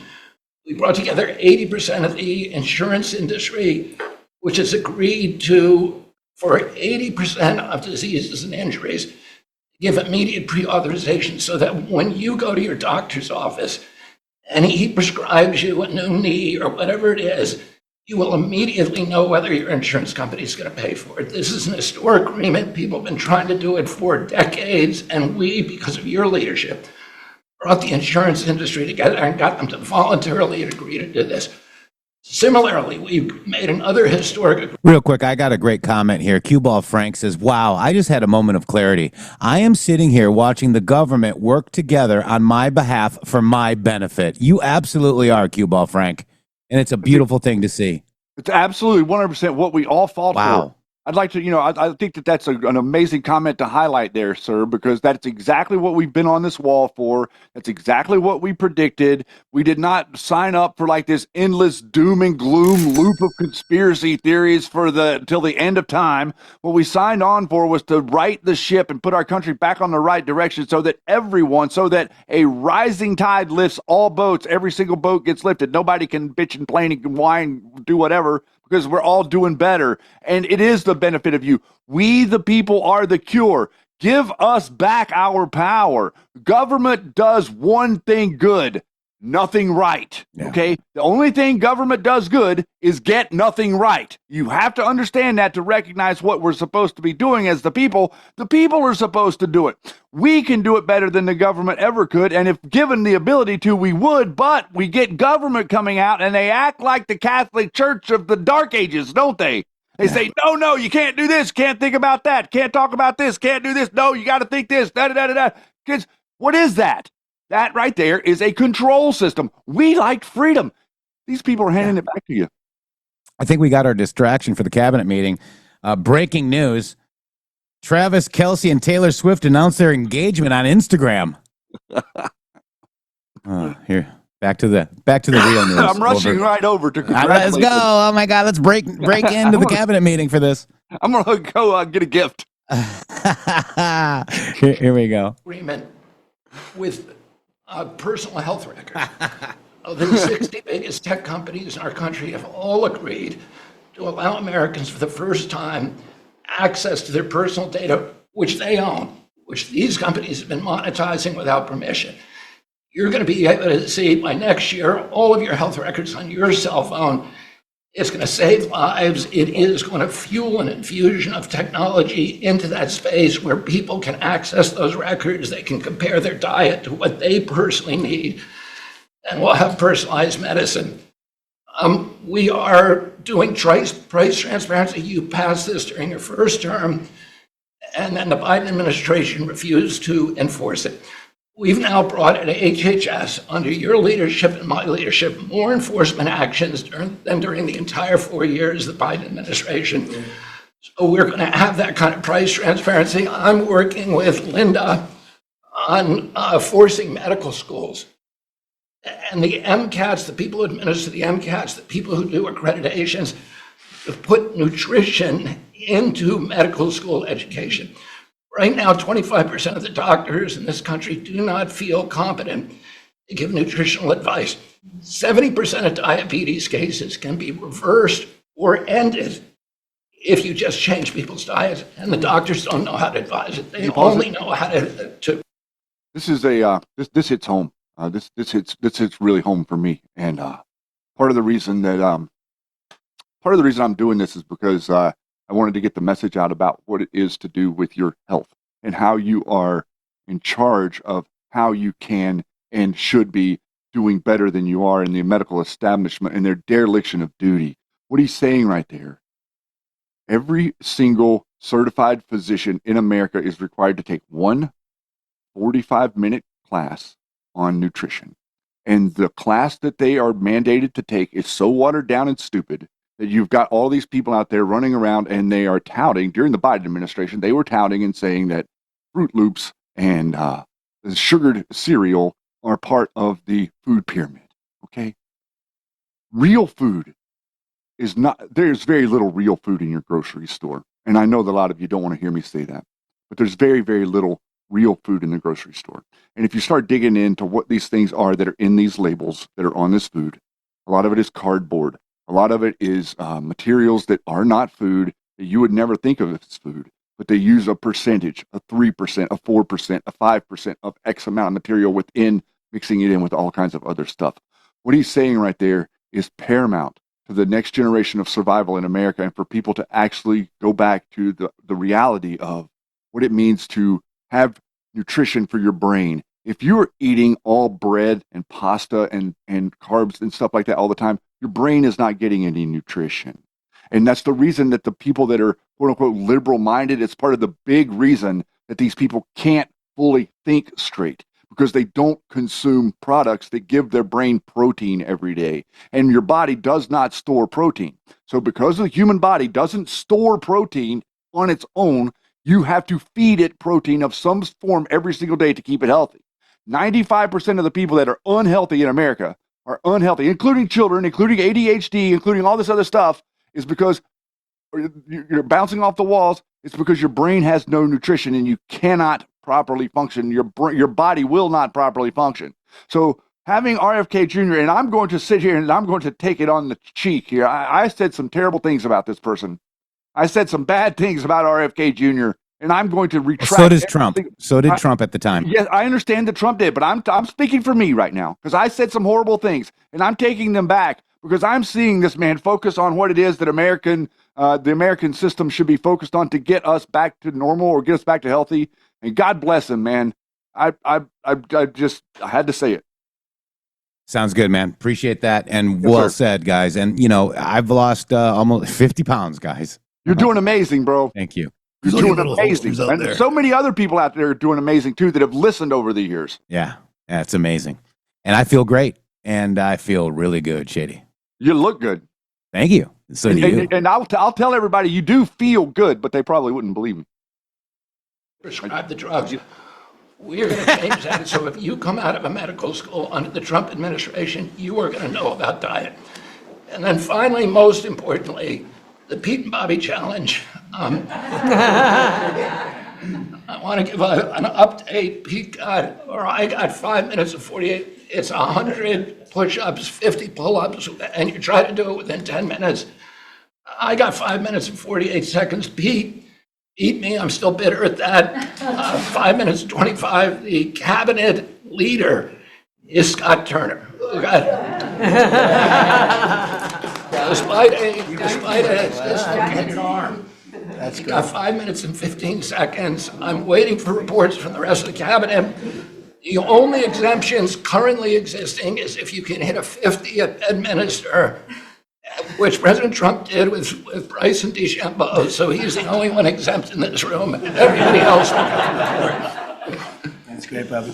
Bobby, autism, if I could, I don't want to go too long because we have a lot of people, but the autism is such a tremendous horror show, what's happening in our country and some other countries, but mostly our country. How are you doing on that? We are doing very well. We will have announcements as promised in September. We're finding certain interventions now that are clearly, almost certainly causing autism. And we're going to be able to address those in September.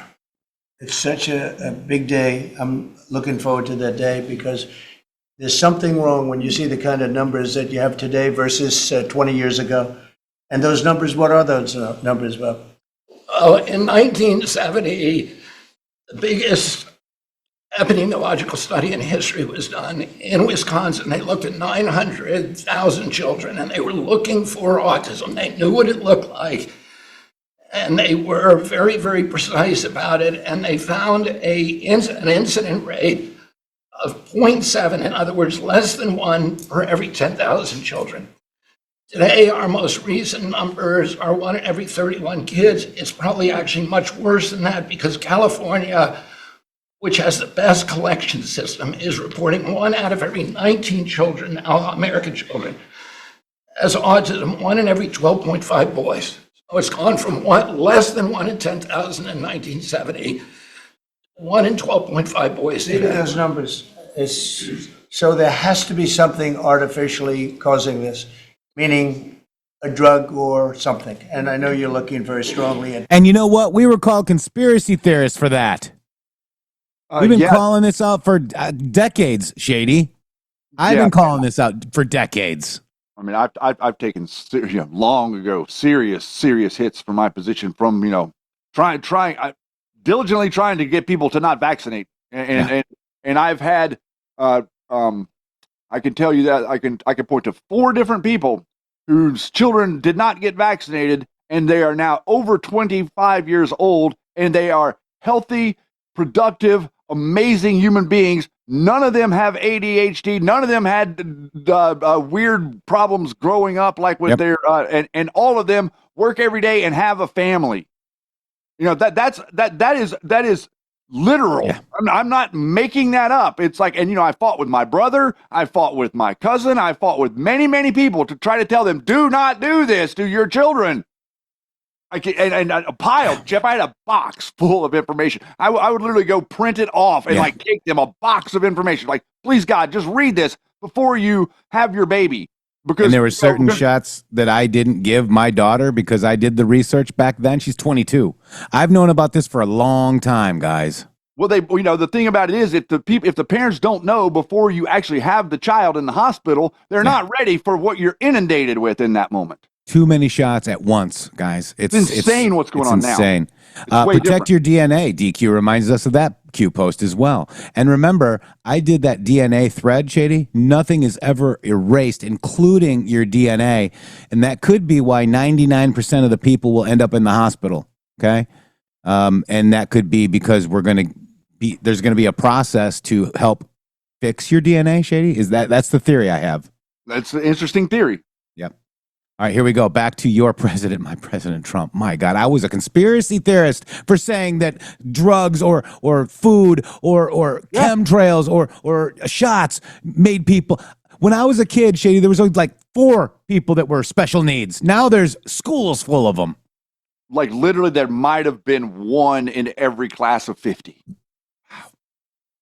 Here we go. Different things, and I hope you can come out with that as soon as possible. We will. So 1 in 10,000, and now it's 1 in 31 or 34 or 12 if it's a boy. Can you imagine that?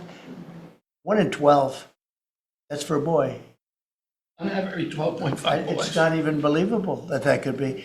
And that was 1 in 10,000 not so long ago.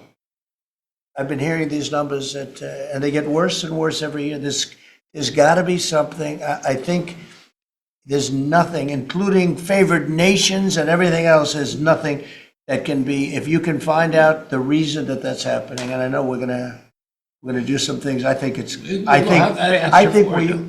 we maybe know the reason, and I look forward to that press conference, to be with you on that press conference. That's going to be a great thing. Thank you, Bob. You're doing a great job. Linda. And this, according to the Q post, Jeremiah, you're right, the Jeremiah verse about protecting children and President personal, guys. This is this is a personal thing that President Trump wants to fight, which is the autism and all of that. Could be because something, there could be something with Barron, we don't know, but this is a personal thing that President Trump wants to fix, Shady. Yep.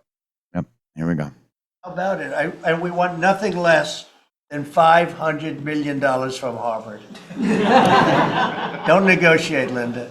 They've been very bad. Don't negotiate. Go ahead. All of that's working. Well, Mr. President, thank you very much. Since we are focusing today on Labor Day, and I know that Kelly and Lori are both going to echo some of the things that I'll say as well, we are really focusing, on our workforce. But what I'm finding with great joy around the country is that states really are being innovative and working more with middle schools and with high schools to make sure that we are having hands-on learning. There are pathways to jobs that are happening now. And if we see more and more of our community colleges working with our middle schools and our high schools so that high school students are graduating. Real quick, Whips and Spurs says this: Trump wants to stop the killing, and that is across all spectrums. Amen to that, Whips and Spurs. Thank you for that comment, too. Including cleaning up the water, the air, the skies, the food, the medical system, like every single thing that is contaminated. Whenever we sit and we say that everything you know is a lie, that would mean that everything that you know is inverted. Donald Trump is inverting what is currently inverted, which would be righting the ship. That's right. And BCQ, he also said, take it if you want. Okay. Who made it mandatory, Shady? What president made the vaccine mandate? Biden. Okay. Enough with your crap, BC17Q. Can't help it. You're wearing on my freaking. Oh. The diploma, but a certificate that they have worked with, perhaps with a Toyota or another company that is coming in, public-private partnerships. And they're learning on the job so that when they graduate from high school, they're ready to go into the workforce. Because we know with all of these wonderful jobs that are coming back into the country through AI, through just our normal jobs, that we need electricians, HVAC operators, et cetera. If we don't have this training, we're not going to have the workforce we need for all these wonderful jobs. So governors are really excited about this prospect. I've been now to several states and visited community colleges and tech schools with governors, and they're just all on board for getting this done. I think it's one of the best things that we're hearing relative to the job market. So we're just kind of focusing on that for today. So we're bringing education back to the states, to put it in a more simple fashion. We're going to let the states Where it should educate our be. children again. And, we're rated out of 40 countries, we're 38, 39, or 40. So obviously, it's not working what they've been doing for the last 30, 40 years. And if you go back, the best are like Norway, Denmark, Sweden, some of the other, Finland, they're very highly rated. If you go back to just take a look at anything you want to do, you just look at us in the past. If we gave Iowa or gave Indiana or gave, and I don't say every one of them, a guy like Gavin Newsom's not going to do well. Certain states won't do well.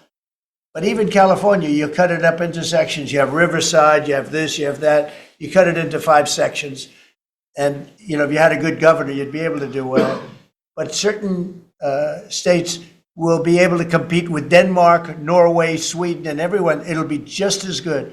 So I figure you have close to 40 of those states. And then you'll have 10, you'll have 5 that won't be very good. You have 5 disasters, and we'll have to work on those disasters. But for the most part, we will have education that will go zooming up in those charts, just like we have in everything else we've done. And I think it's one of the most important things we're doing at this table. So bringing education back to the states where you have the parents running it, where you have the school boards, they're local. We have people running from Washington that have never even been to the state that they're in charge of. They've never even been there, and I don't think they care about it. So we want to close up the Washington buildings, sell the buildings off, let somebody else get rich with the real estate, because it'll be a crime-free city. By the way, speaking of that, anybody murders something in the Capitol, capital punishment, capital punishment. If somebody kills somebody in the Capitol, Washington, D.C., we're going to be seeking the death penalty. Wow. And that's a very strong preventative. And everybody that's heard it agrees with it. I don't know if we're ready Great model for it. for the rest of the in this country, and it used to be like that. But where you have it, it is, we have no choice. So in D.C. and Washington, states are going to have to make their own decision. But if somebody kills somebody, like you could have been killed, or lucky you didn't get killed, it's the death penalty, okay?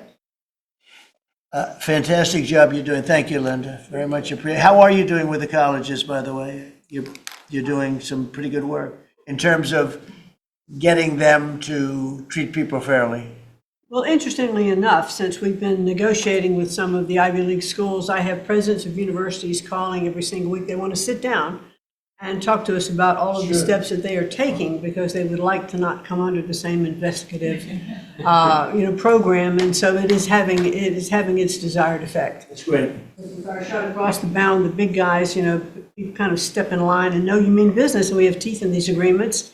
And I'm proud of the work that we're doing there. Well, they misbehaved, and some of these schools are getting billions and billions of dollars, and they misbehave, so that's it. And so one way or the other, we're going to win that whole thing. It's going to straighten them out, okay? Thank you. Great job.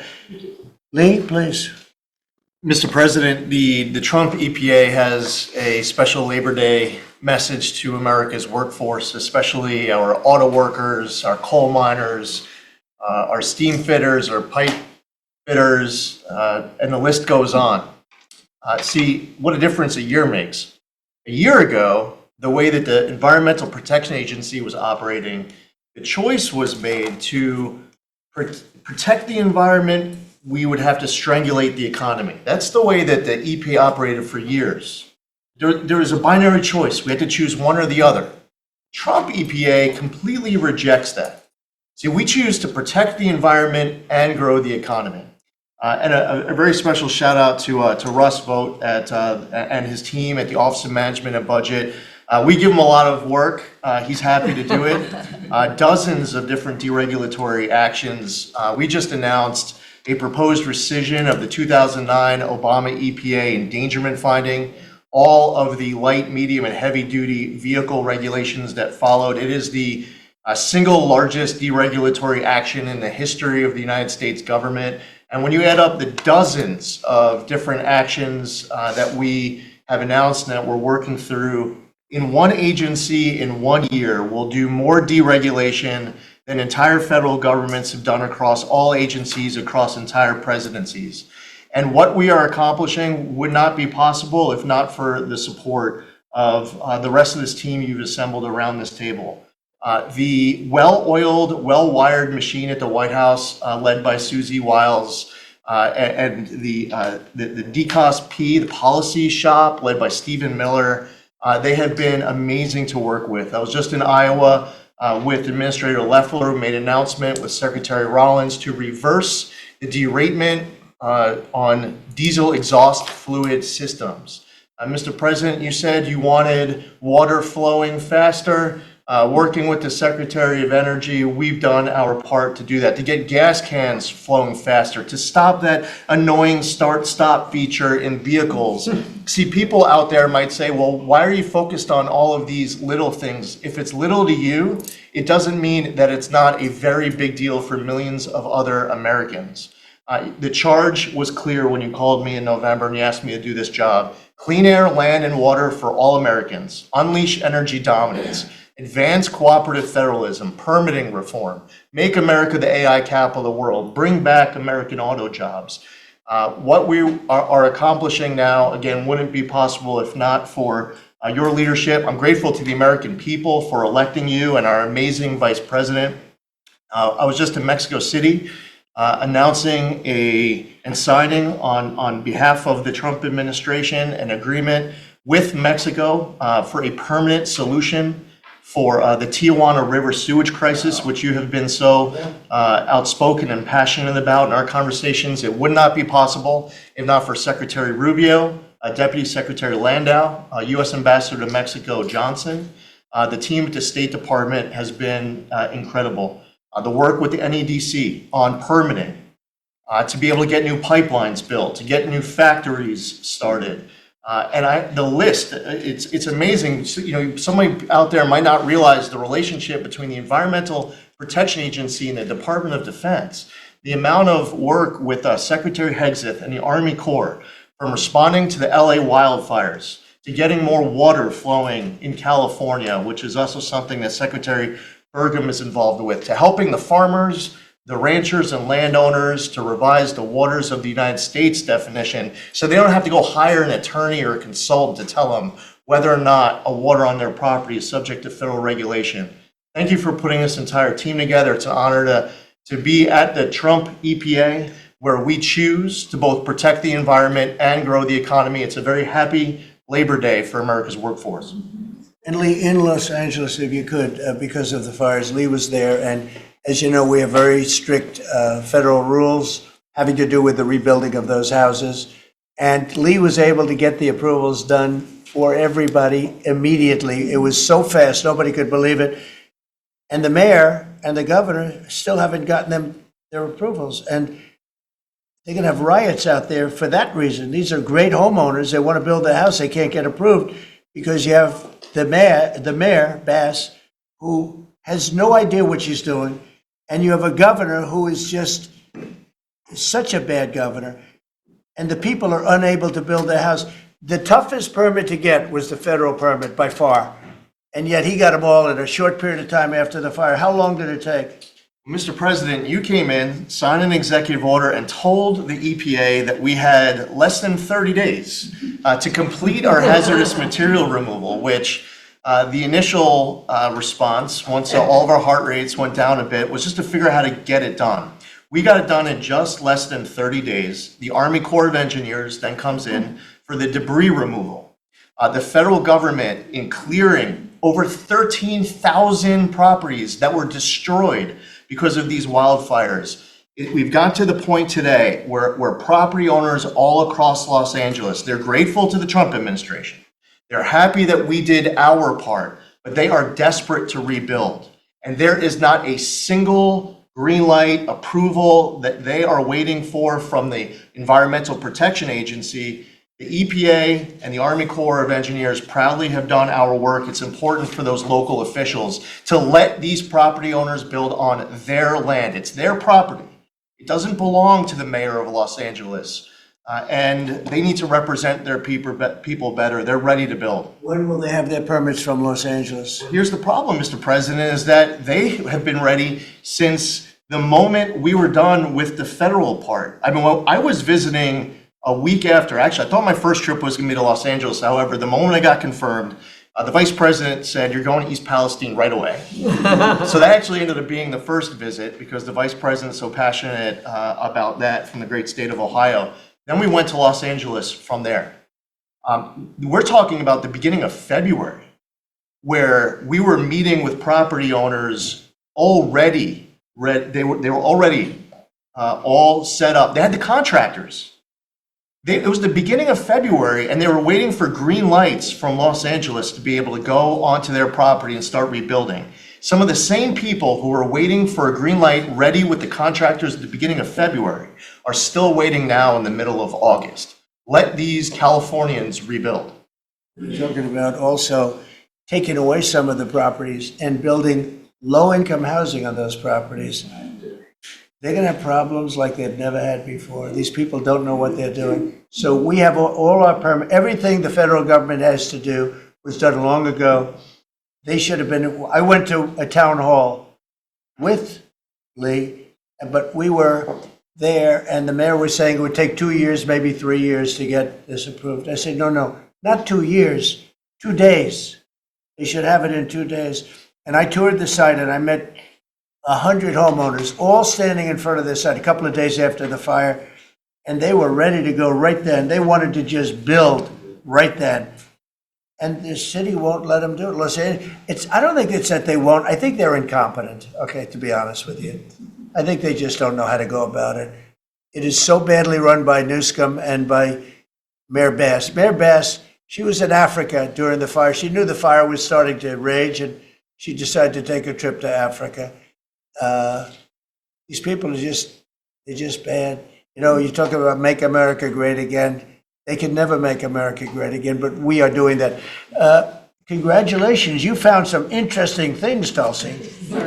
She's becoming All right, before we go to Tulsi, we got to do this, Shady Groove, because we love it, and our listeners love it too, because we're actually being sponsored by a great company. This show that talks about Q. So let's go ahead and get into it right now.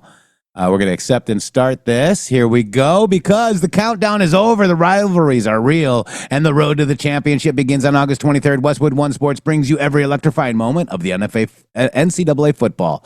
From the first snap to the final whistle, top teams, big plays, unforgettable Saturdays. Do not miss a second of the action. Listen to NCAA football on rumble.com, the Westwood One Sports app on westwoodonesports.com, via Westwood One station streams, or by asking Alexa to open Westwood One Sports. If it's sports, it's on Westwood One. All right, so let's get into this huge Q-proof that's happened. The spy op, now D-class. Wow, D-class. We've got a transparent government. Look at transparency is the only way. This is what you're seeing right here on this screen. You're seeing your government being transparent to you. Yep. That's what we need. That's what we want, right? That's exactly what we want. And we're going to go listen to Tulsi. Let's see what she has to say, because she's a walking Q-proof right now, Shady. Yes, she is, and it's going to get better. Yeah, I can't wait. Look at her notes. Can you read those, Very Shady? thick. Here we go. Bigger and bigger star every day. Thank you, Iron Eagle. Found out Have a lot good of day. things. Go ahead. Thank you, sir. As we approach Labor Day weekend here, this is just such a great opportunity really to recognize your leadership as a true champion for working people. And I know we'll hear, as we go around the table here, how your focus singularly on putting the well-being and interests of the American people first is that common thread that we're seeing in your policies being implemented across your administration. For ODNI, number one, our focus is and must always be making sure that our intelligence community is focused on our mission, keeping the American people safe, secure, and free. We're doing great work on this front. I'll point out our National Counterterrorism Center, led by Director Joe Kent, are working across different agencies with Homeland Security, DEA, FBI, and others to catch terrorists, both those who are trying to come into our country, those who may already be in our country. They are finding the worst of the cartel bosses and making sure that they're not able to continue to wreak havoc and terror in our communities. Secondly, Mr. President, you have charged me with the mission of finding the truth and telling the truth to the American people. And we've exposed some of the worst examples of the weaponization of intelligence in the last several weeks. I will continue down that mission and that path wherever it leads. Transparency, telling the truth is what will drive true accountability for the American people who deserve nothing less. And lastly, Mr. President, all of us are charged with being good stewards of taxpayer dollars. I've gone through a reorganization for ODNI that we've announced in the last week. We've cut nearly half of redundant, unnecessary functions within ODNI, saving taxpayers over $700 million a year. We will continue focusing on our core mission in keeping the American people safe, and appreciate your leadership and your focus on this most critical task. And you've also found many bags of information. I think they call them burn bags. They're supposed to be burned and they didn't get burned, having to do with how corrupt the 2020 election was. And when will that all come out? Mr. President, I will be the first to brief you once we have that information collected. But you're right, we are finding documents literally tucked away in the back of safes in random offices in these bags and in other areas, which again speaks to the intent of those who are trying to hide the truth from the American people and trying to cover up the politicization that was led by people like John Brennan and James Clapper and others that have caused really immeasurable harm to the American people and to our country. Great job. Thank you. We look forward to hearing it. The public looks forward. Thank you very much. Administrator?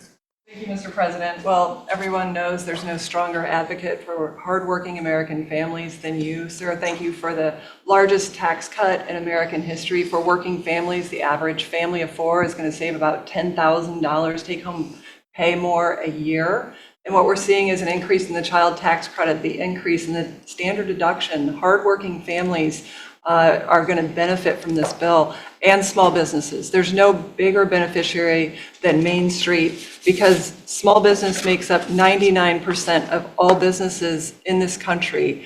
I've traveled to nearly half of our states, 24 unique states. I've made 40 state visits. In fact, I was with our great vice president at a small business manufacturer in Georgia last week. I was with a trucking company in Ohio. I was in Michigan at a motorcycle manufacturer. The return of Made in America is going to be driven by small businesses, because 98% of all of our manufacturers in America are small and medium businesses, 600,000 factories that employ 5 million people. And as Secretary McMahon mentioned, this work-based learning that is going on in professional and trade schools is real. I've visited them from Utah to Maine to Georgia and seen this revolution in education happening. So small businesses need skilled labor. Now that you solve for inflation, for the taxes, every Democrat voted for a $4 trillion tax increase on the backs of hardworking Americans. And so you prevented that. And now we've got fair trade. And thanks to Administrator Zeldin, we're seeing deregulation. I mean, this diesel exhaust fluid crushed farmers and construction and other heavy industry. So rolling that back makes a real difference for small business. And your domestic economic agenda is amplified through small businesses, which is why small business optimism is above its 53-year average, finally. And so Main Street appreciates it. What Main Street wants now is a rate cut. They feel burdened by high interest rates. They would grow higher and expand more if they could, but the interest rates are really hurting them. And finally, I want to say thank you for your executive order on debanking. We're about to announce a major investigation on debanking. It happened to you and your family. It happened to me. It happened to thousands and thousands of Americans, and unfortunately, disproportionately on those that had conservative values, on Christians, on pro-life, on 2A businesses. And so we're going to be talking to the banks about that. The SBA operates the largest government business loan program in the federal government. We have a network of 5,000 banks. So we're going to be making sure that that never happens to anyone again. You're doing a great job. Thank you very much. Christy? Mr. President, first of all, thank you for the opportunity to work for you. And you committed when you ran for president to make America safe again. And today, the average family and individual that lives in this country is safer than they've been in years because of what you've done. We've got 3 months in a row now with 0 illegal aliens coming into this country. And I want to thank Pete and the Department of Defense for all of their help. They're down at the border with us still, helping us keep that border secure and make sure we know who's coming into this country. You've arrested and brought to justice hundreds of thousands of illegal aliens, but criminals that have perpetuated violence against American people. Sir, you've had 1.6 million people voluntarily go home to their home countries that were here in this country illegally. Because of your strong message and you enforcing the law, they decided to go home on their own so that they could come back the right way someday and be American citizens. But what I think is one of the most remarkable statistics is that under Joe Biden's administration, 88% of new jobs went to foreign-born individuals. Under your administration, 2.5 Americans have jobs today that they didn't under the previous administration. And they have those jobs because you created opportunities. You made this country safe. You opened up the economy. You enforced the law. Now people can get up and provide for their families and go to work every day and be confident in that. And the last thing I would say is that it's incredibly important to know that every one of those illegal aliens that has gone home, they were costing us about $8,700 to $9,000 a piece in what they were taking out of our social programs, out of Social Security. You've saved this country billions of dollars, about $15 billion, just in what those illegal aliens were costing us in social programs. I've cut over 450 different contracts at the Department of Homeland Security. We're getting rid of corrupt ones that were not efficient for taxpayers, weren't focused on our mission of keeping us safe. And we've also renegotiated and brought in our biggest vendors and said, you have to do better. And we've saved the taxpayers over $13 billion doing that as well. So we're continuing to be accountable to taxpayer dollars, but sir, focused on doing the mission of what you've committed, and that's to keep us safe and to make sure we put Americans first. Great job, and great job on the border. We had millions and millions of people coming in. To think 3 months in a row, 0. That's some job. Thank Tom and everybody, and Pete, good job. Not surprised. Thank you very much. Chris, please. Mr. Chrissy. Sorry about that, Mr. President. Like Secretary Noem, I'm thrilled to be here to work with you on the simple platform you were elected on, which was to bring back the American dream, to bring jobs and opportunity for families across the country and to lower their costs so they can live their lives and expand the choices they have. You led off today talking about gasoline prices. I'll throw in diesel. You correct for inflation, they're at multi-decade lows. This is a huge expense. This is a huge constraint on people's lives. We should celebrate that. Natural gas has become our main industrial fuel powering factories around the country. Natural gas prices are quite low in this country, and they're lower than in any country in the world. The reason for that is the United States produces 2 times more natural gas than the second largest natural gas producer in the world, and 4 times more natural gas than the number 3 and number 4 producers in the world. So you opened up American opportunity and energy together with the work of Secretary Burgum, Administrator Zeldin, Secretary Lutnick, Secretary Rawlins. We've made it easy to produce energy in America again, and those benefits are flowing. I could go on about this stuff forever, but let me talk about one specific area of energy, electricity. That's in the front of people's minds. When the day you were inaugurated, we get hold of all the data and we can look at the resource plans of utilities across the country. What you inherited when you arrived was a plan over the next 5 years to close 100 gigawatts of reliable electric generation. So that's 100 large power plants. Now that was offset with the plan to build 22 gigawatts of reliable electricity generation. Their plan was to close more than 4 times as much electricity generating capacity as they were going to build in that 5-year period. How do we lead the world in artificial intelligence if we're shrinking our supply of reliable electricity? How do we reshore steel and aluminum and automobiles and semiconductors and all those jobs Americans want back in our country when we're degrading and shrinking our energy system? We were going to hand that leadership to China in artificial intelligence, not just to our economic loss, but to our huge national security loss. Your team around this table, and almost everyone around this table is involved in it, is just to completely pivot dramatically. We're stopping the closure of all these plants way before their retirement date. Some plants get to their end of life. That's a small percent of the planned closures. Most of those were just political nonsense at the cost to American taxpayers. So we have rapid new construction of power plants in the United States. We're doing everything we can with suppliers who build the equipment for these power plants. They've got to build their factories bigger to build power plants in America. People thought those days were past. We weren't going to build big things in America anymore. We're just going to keep sending it over to Asia and overseas and just buy other people's stuff.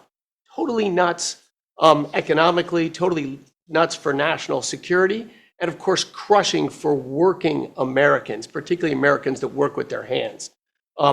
We are seeing a revitalization of those people, of that optimism. You showed that picture of that plant being built in Arkansas, dozens of those under construction just in artificial intelligence. But the reshoring of steel, of aluminum, of plastics, of fertilizer, semiconductors, like this, America's the land of opportunity. How did we get to become this awesome nation? Because we believed in the American dream and we leaned in on it. But the wealthy in our country and the coastal elites that live away from where stuff's actually made, they just lost their way and politicians just let them have it. Your tireless campaign and your relentless messaging made people realize the American dream isn't dead. It's just been smothered, and we're unsmothering it and setting it loose. God bless your efforts. God bless your assembly of this team around this table for bringing the American dream back. Thank you, Chris. Great job you're doing. Appreciate it. Lori, please. Mr. President, everybody here who spoke works at the Department of Labor, clearly, which I love. They have all the correct talking points, but I think that's a testament again that we are all working together every single day. We talk to each other often, and the workforce, the skilled workforce, the education factor, retirees, it's been so important because they all touch the Department of Labor, and I have the opportunity to work with every single one. If you all haven't stopped by the Department of Labor, Mr. President, I invite you to. All right. I don't know. So we're at the top of our hour here. We're actually a little bit past. Thank you, Cram, as well. You guys are awesome. What do you guys want to do, Shady Groove? I mean, you might have to get going because you've got something cool going on. I do. And, we've got about 25 minutes left of this. Do you guys want to continue? I mean, it's up to you guys. But it's up to you guys, if you know what I'm saying. Otherwise, we will head out of here and cover the rest of it tomorrow. What do you think, guys? What do you think, Shady? I'm going to defer to the experts in the situation because I'm unfortunately going to have to bow out from right now. So the audience is going to select that you stay and leave this running. I'm guessing. I don't know. You know how they love. No, they're about had enough of me for one day. I've had enough of you for You had enough of me for like more than but one day. That's not, I'm not counting that. And Jingleheimer Schmidt says, "You stay, Shady stays." He says. Oh no, that would be the opposite of what needs to happen. Yep, and look, he's also not naked anymore. 17s, if you guys want us to say. Miss C. Bear said, "I'll pay for overtime." Oh my gosh, Cram, thank you so much for that. You guys have been, he's been like getting people up. Kay Henke, thank you so much. Good to see you here. Haven't seen you in chat. I see a lot of new people here, so I'd say, Shady, you go do what you got to do, and good luck. We love you, and we're gonna continue the rest of this. If it's okay with Yeti, do I have a Yeti in here? My hitting room, he says. Okay. Why did he talk like? Why did he talk like that? I think that he's trying to trigger you. Yeah. All right. So why don't you go ahead and like leave real quick and leave your chair spinning and then just Right. go. Like with the dust cloud around it. Yeah. Exit stage left. Let's go. Yeah. I'm gonna rip my headphones off. Have a great day, Thank Shady. you guys. It looks like we're okay with Yeti to go ahead and just get this because we got Pam Bondi, JD Vance. We got more people to hear, and I want to hear them all. Here we go. Ready? I'm gonna be tuning in. Thank you guys. All right, guys. Thank you. Much love. See you tomorrow. See your big, beautiful face on a banner in front of the Department of Labor, because you are really the transformational president of the American worker, along with the American flag and President Roosevelt, because we're bringing business and labor together. And I was so honored to unveil that yesterday, and everybody is taking note of that.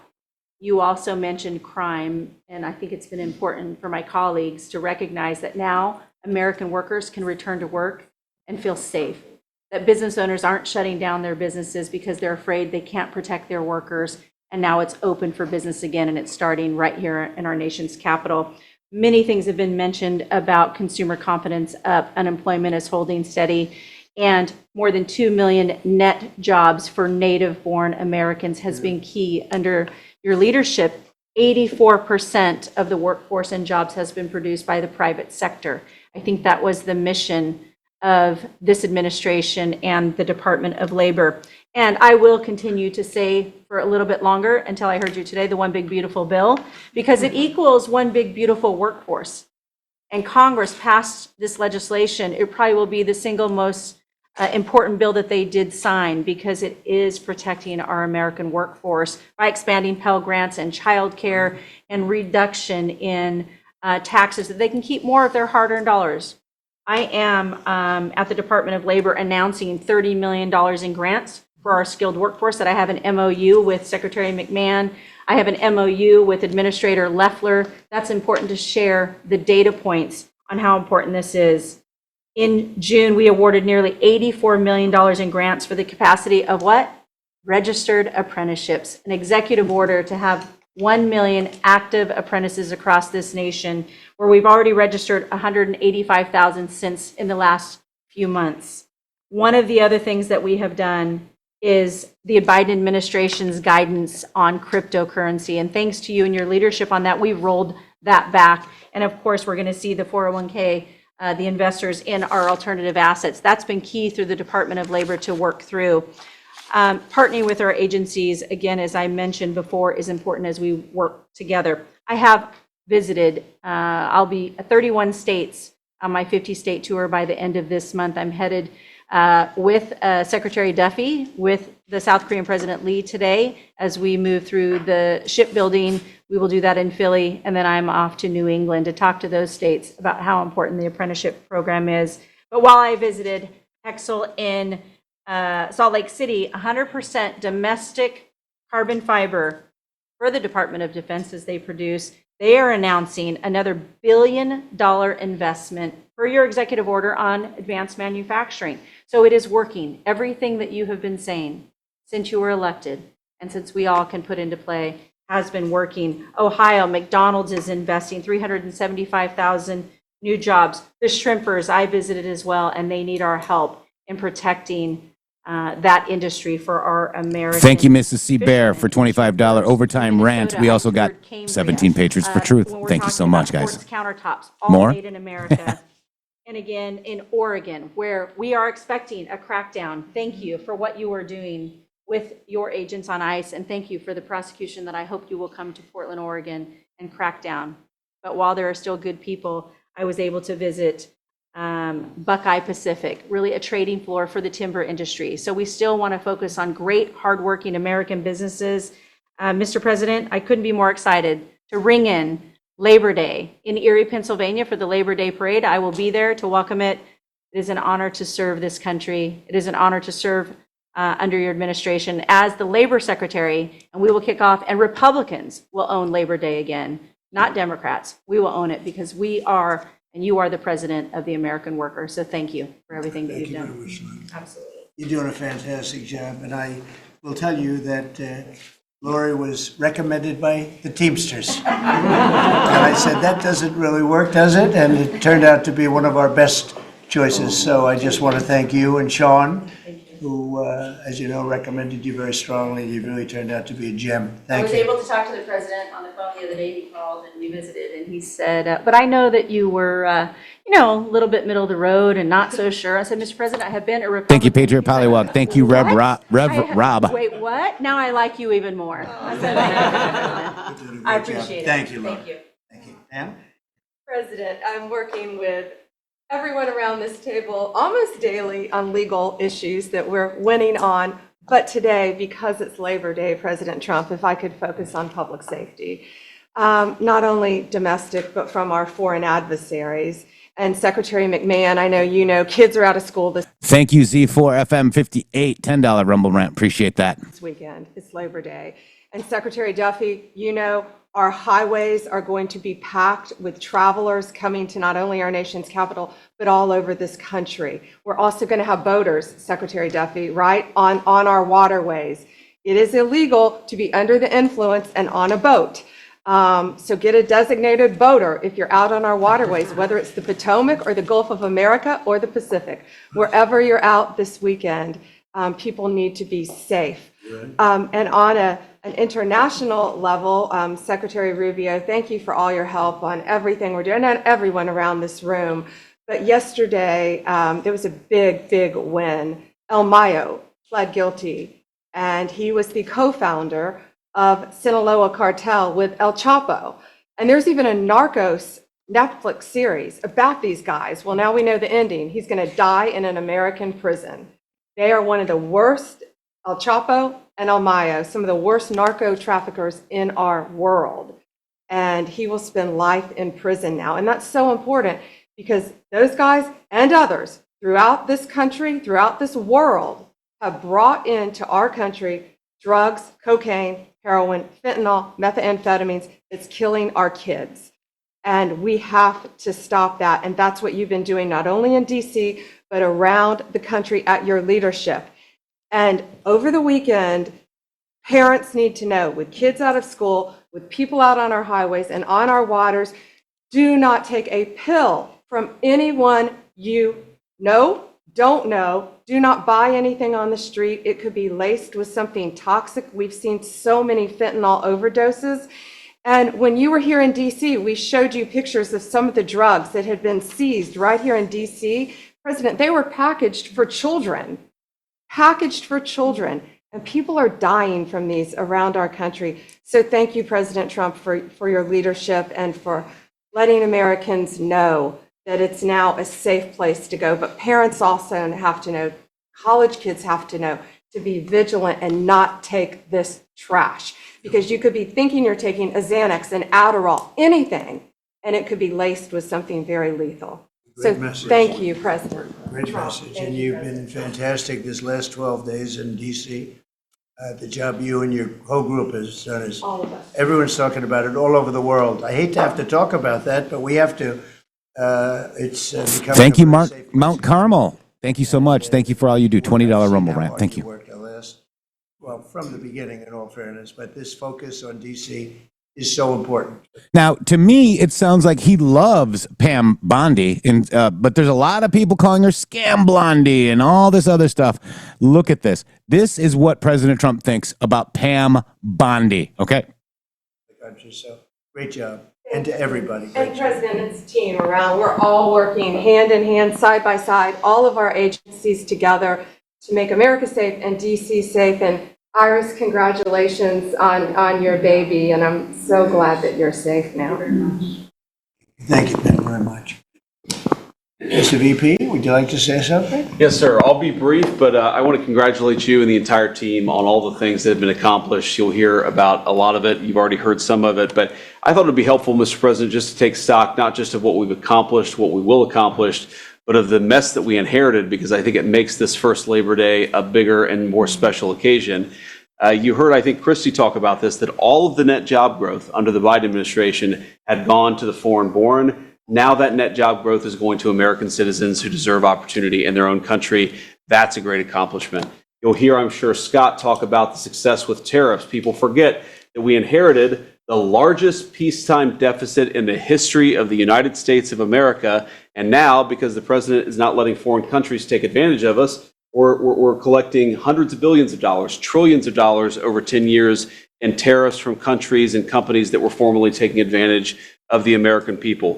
You heard Pam talk about the public safety and the success that we've had there. I happen to believe that maybe the most sacred thing that we can deliver to American workers is the ability to live safely and comfortably in their own neighborhoods. Public safety is not just something that should belong to the wealthy. It should belong to every working man and woman in the United States of America. And because of the work of this administration, that is happening. And of course, Mr. President, you yourself talked about the inflation mess that we inherited under the Biden administration. Maybe the most striking and even shocking statistic of the Biden administration is that housing costs have gone up by 100% over the 4 years of the Biden administration, literally doubled, making the American dream of homeownership unaffordable. We've made great strides and great progress already. But to the American people who are listening, there's a lot more to do. We're going to keep on working hard at it, but it's an honor to do this job under the president's leadership and with this very great team that you've assembled. So we've done a lot, but there's a lot more work to do, and we're very cognizant of it. Thank you, sir. Thank you. Scott? Sir, as we've said very often, economic security is national security, and our country has never been so secure thanks to you. You have brought us back from the edge. You have the overwhelming mandate from the American people. You're restoring confidence in government, a topic that is on the front of everyone's mind, the Federal Reserve. The Federal Reserve's independence comes from a political arrangement between itself and the American public. Having the public's trust is the only thing that gives it credibility. And you, sir, are restoring trust to government. You are weeding out the waste, fraud, and abuse, and the old ways of doing things are not good enough. We are seeing a blue-collar boom. In the first 7 months of your administration, real blue-collar wages have taken off. And the only other time that they've done this in the past 70 years was in your previous term. Your efforts on tax, trade, and deregulation have boosted paychecks for American workers while slowing the pace of inflation and lowering the cost of energy. Inflation has plummeted to just 1.9% since you took office, and the economy rebounded with real GDP surging 3% last quarter. The blue-collar boom coincides with a CapEx comeback. In anticipation of your one big, beautiful bill becoming law, CapEx increased by American businesses by nearly 14% in the first half of this year. And as you and I talk about frequently, and as that chart or that photo attests, we are going to see, I believe, a bigger CapEx boom from here. This is just the beginning, just the beginning. You have saved this country by making it the best place in the world to do business again. Treasury is helping to implement these new provisions, as well as no tax on tips, no tax. Thank you, JDD 03761, $20 overtime tip. Appreciate that. On overtime, no tax on Social Security. This weekend, I will be meeting with workers from local restaurants to discuss the positive impacts of the pro-labor reforms on no tax and tips. And I have to tell you, thanks to you, when I go into a restaurant or stop by a hotel doorman, I am the most popular person there. And since my first job at age 9 was as a busboy getting tips, I am going to spend Labor Day going from restaurant to restaurant, talking to workers who receive substantial amount of tip income. So I'll hear directly from them how your one big beautiful bill is increasing their take-home pay and making a big difference. Now, we can also talk, that is domestic. On the international front, you have leveled the international trading system whereby countries took advantage of us, and that's over. It's over. The Treasury Department is taking in record tariff revenues that I had been saying was running at a rate of $300 billion a year. You chastised me for saying that it's not, that number is too low. And as usual, you're right, that we had a substantial jump from July to August. And I think we're going to see a bigger jump from August to September. So I think we could be on our way well over $500 billion, maybe towards the $1 trillion number. This administration, your administration, has made a meaningful dent in the budget deficit. The average budget deficit during this term is 26% less than the last 12 months under Biden. And even the CBO, and we don't agree with CBO on everything, as you said, last Friday, on a summer Friday, had to admit that they believe over the next 10 years, the budget deficit will be $4 trillion lower than they had previously scored. $4 trillion, $3.3 trillion of tariff income, $700 billion of lower interest cost, and I would expect that number could go up from here. So, Mr. President, your return to the White House marked the return of the American worker. Thank you for reclaiming Labor Day for the American people. You're growing the economy for everyone, especially the middle and lower income households who suffered disproportionately under the last administration, and it's an honor to do this under your leadership. You're doing great. Thank you very much, Scott. Brooke? Sir, I dropped my second son off at college last week. And I wasn't planning to say this, but just listening to everybody, I wanted to put a little bit of a personal touch on this work. He started his freshman year yesterday at Texas A&M, for all my SEC friends in the room. Thank you for saving college football, by the way. We're all very grateful. The country just feels different. It just feels different. There's such a optimism and a love.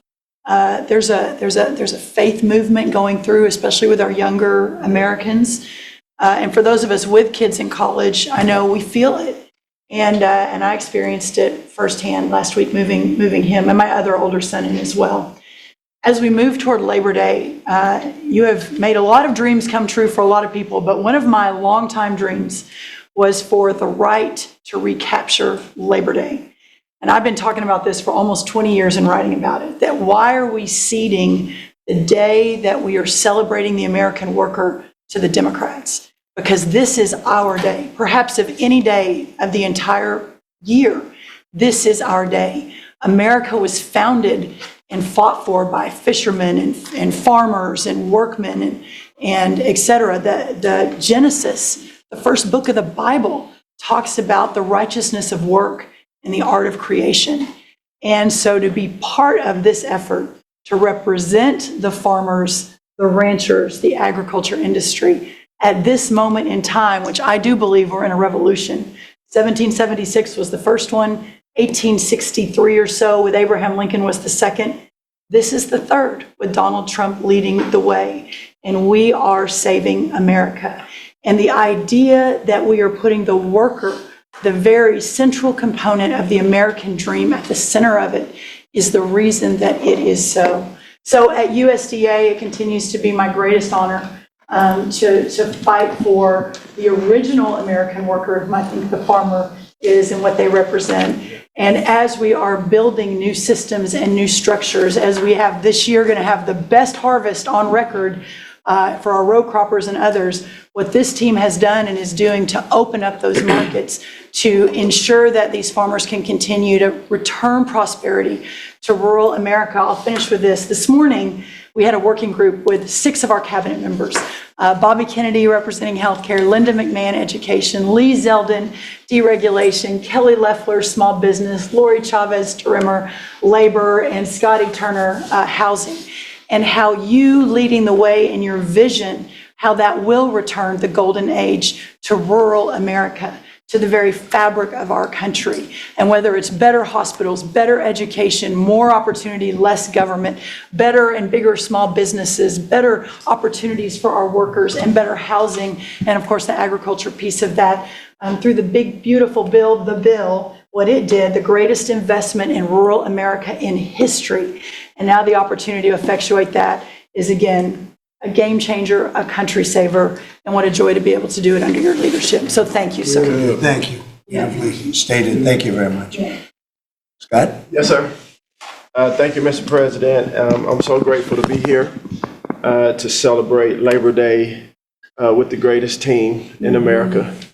And it is football season, so I'm happy about that. But Mr. President, I want to say thank you for, as Brooke said, reclaiming Labor Day. And you've been a tremendous champion for the American worker. I come from a hardworking family, as many people around this table do. And so thank you for helping us to change the conversation. And I believe we are changing the conversation around the kitchen table. And as everybody knows, my job is to steward HUD. And we have at HUD been very intentional about changing the conversation about the dignity of work and the dignity and the honor of family formation through work, and how the younger generation, when they see their parents work, how they're incentivized to work. And that, America is not a welfare state, but America was built on small business. It was built on entrepreneurship.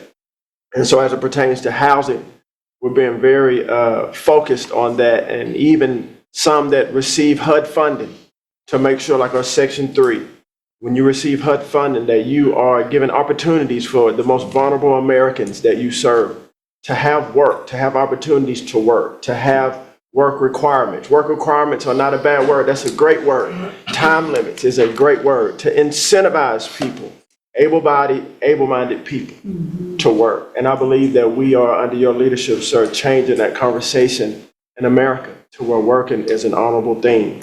And Secretary Wright talked about revitalization. Revitalization means to bring new life. And I believe we're bringing new life to America, Mr. President, through work and through all the jobs that people are doing around this table. And with the One Big Beautiful Bill, the most extensive tax break in American history, opportunity zones are now made permanent. And you know how passionate I am, and you are too, sir, about opportunity zones. And so this will allow us to continue to build affordable housing around our country. And Mr. Vice President, I'm coming your way.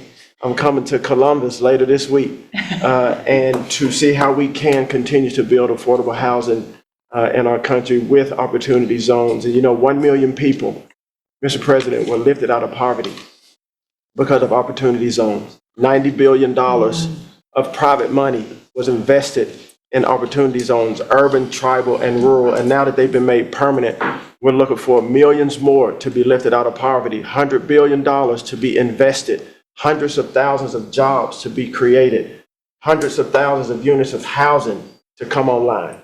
And so, sir, I sit here very excited about the future of this country.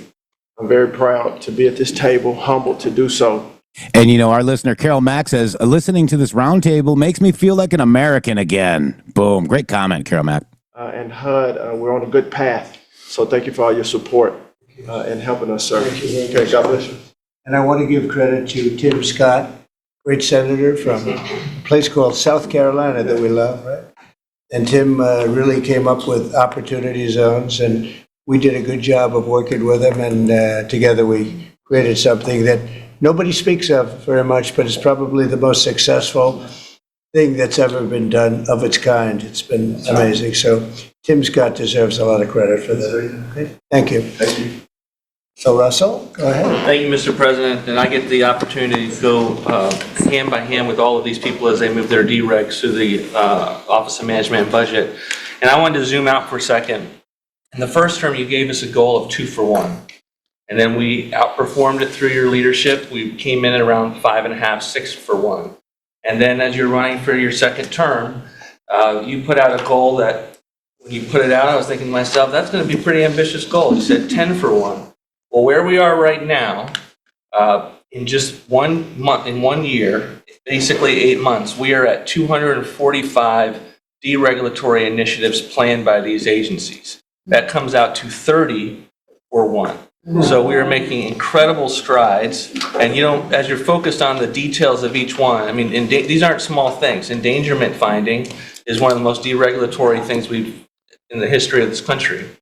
NEPA reform, incredibly deregulatory. WOTUS just came in, which is Waters of the United States. So every single one of these agencies is doing incredible work when it comes to deregulatory, and when you add that to the work being done to get us going on energy, reduce spending, we're going to lower costs for the American people. We're going to be able to have innovative jobs and get them back to work. So thank you for your leadership, Mr. President. Thank you. Great job, Russell. Appreciate it. John, central casting, I call it. Central casting. Well, Mr. President, I'm grateful to be with everyone today as we're talking about jobs and workforce. At CIA, consistent with your directives to all of us, we've embraced your mantra for a leaner, more effective, more efficient workforce.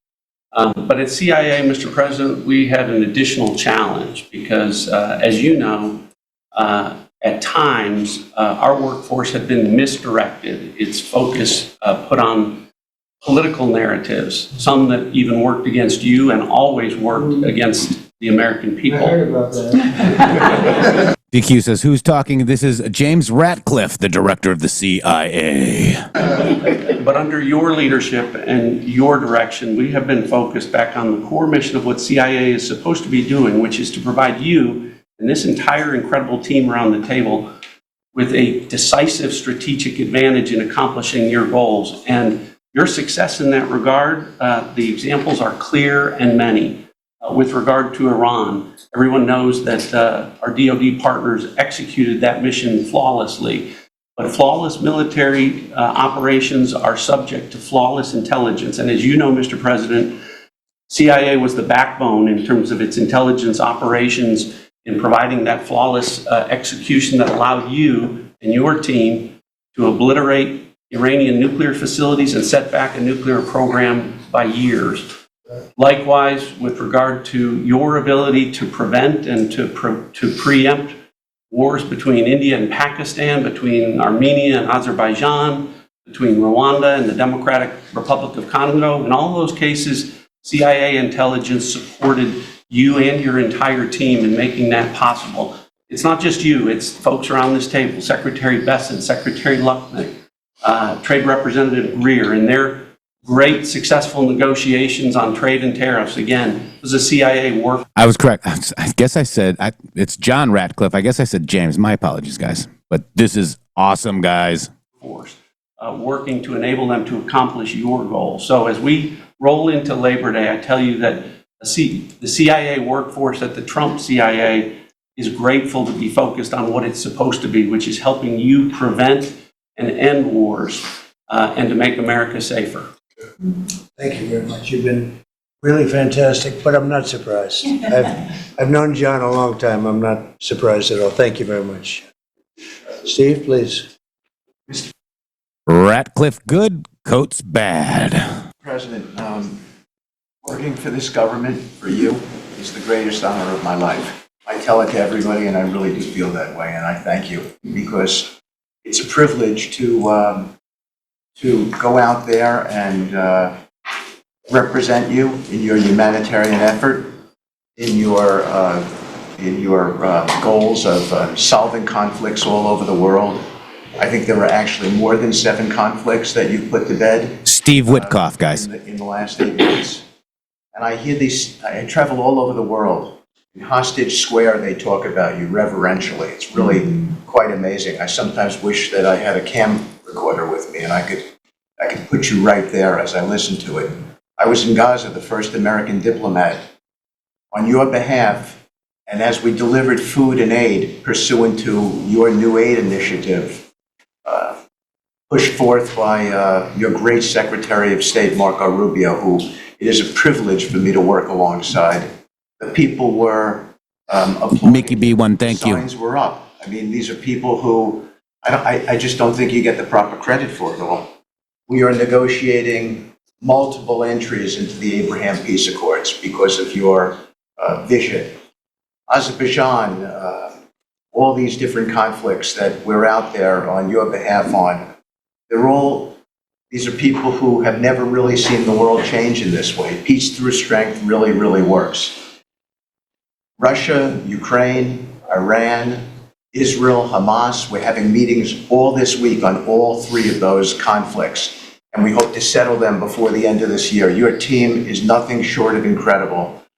And there's only one thing I wish for, that noble committee finally gets its act together and realizes that you are the single finest candidate since the this Nobel Award was ever talked about to receive that reward.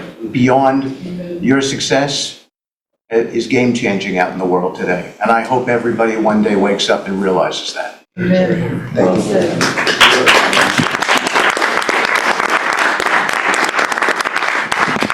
Thank you, Steve. Jamison, please. Mr. President, I like to think of Labor Day as the Trump trade policy day. Because everyone around this table and everyone listening knows that one of the major reasons why American workers and organized labor voted for you is because of your trade policy and the policy you've had and advocated for 40 years or more. You have reset global trade policy in the past few months, and it shows that's been working for American workers. When you look at President Biden, in the last quarter of 2024, median weekly earnings fell 2.1%. In the first quarter of your term, they went up 3.3%. And that's why we're doing the trade policy we're doing. It's to help the workers of the United States of America. And they're the best in the world, but they can't do it without a level playing field. And you have flipped the script. For many years, the other countries had high tariffs and high non-tariff barriers, while we were open to all of their labor and services and goods and capital. You flipped it. Now we have the tariffs, and they have lowered theirs non-tariff barriers. We could have done Thank you, Lydia. $10 Rumble rant. Thank you so much. The tariffs and the deals, the hot streak continues for the workers of America. So thank you. Thank you very much. Really good job, by the way. He's a good negotiator. Good negotiator. Thank you. Liz? Yeah. Well, Mr. President, I feel like, as everybody here has talked about how great working with this team is and all, but I do feel especially. Eyes on Doug Collins. You give me the privilege of working with the best of America. I get to take care of the veterans. I get to take care of the veterans who Labor Day really finds its roots in, if you think about it. We wouldn't have Labor Day if it wasn't for men and women who would leave their jobs and go fight this nation's battles to keep us free and independent so that they would have jobs to come home to. And over the past few years, they've been coming home to many times a government that was keeping them back, holding them back, taxing them, regulating them. And now we have veterans who represent the bill, the big, beautiful bill.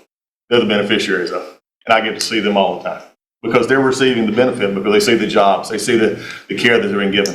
And these veterans can look at their country with pride, knowing that we're taking care of them, just like you told me to do. When your only statement you said to me, I asked you what to do, you said, go take care of my veterans. Well, that's what we're doing.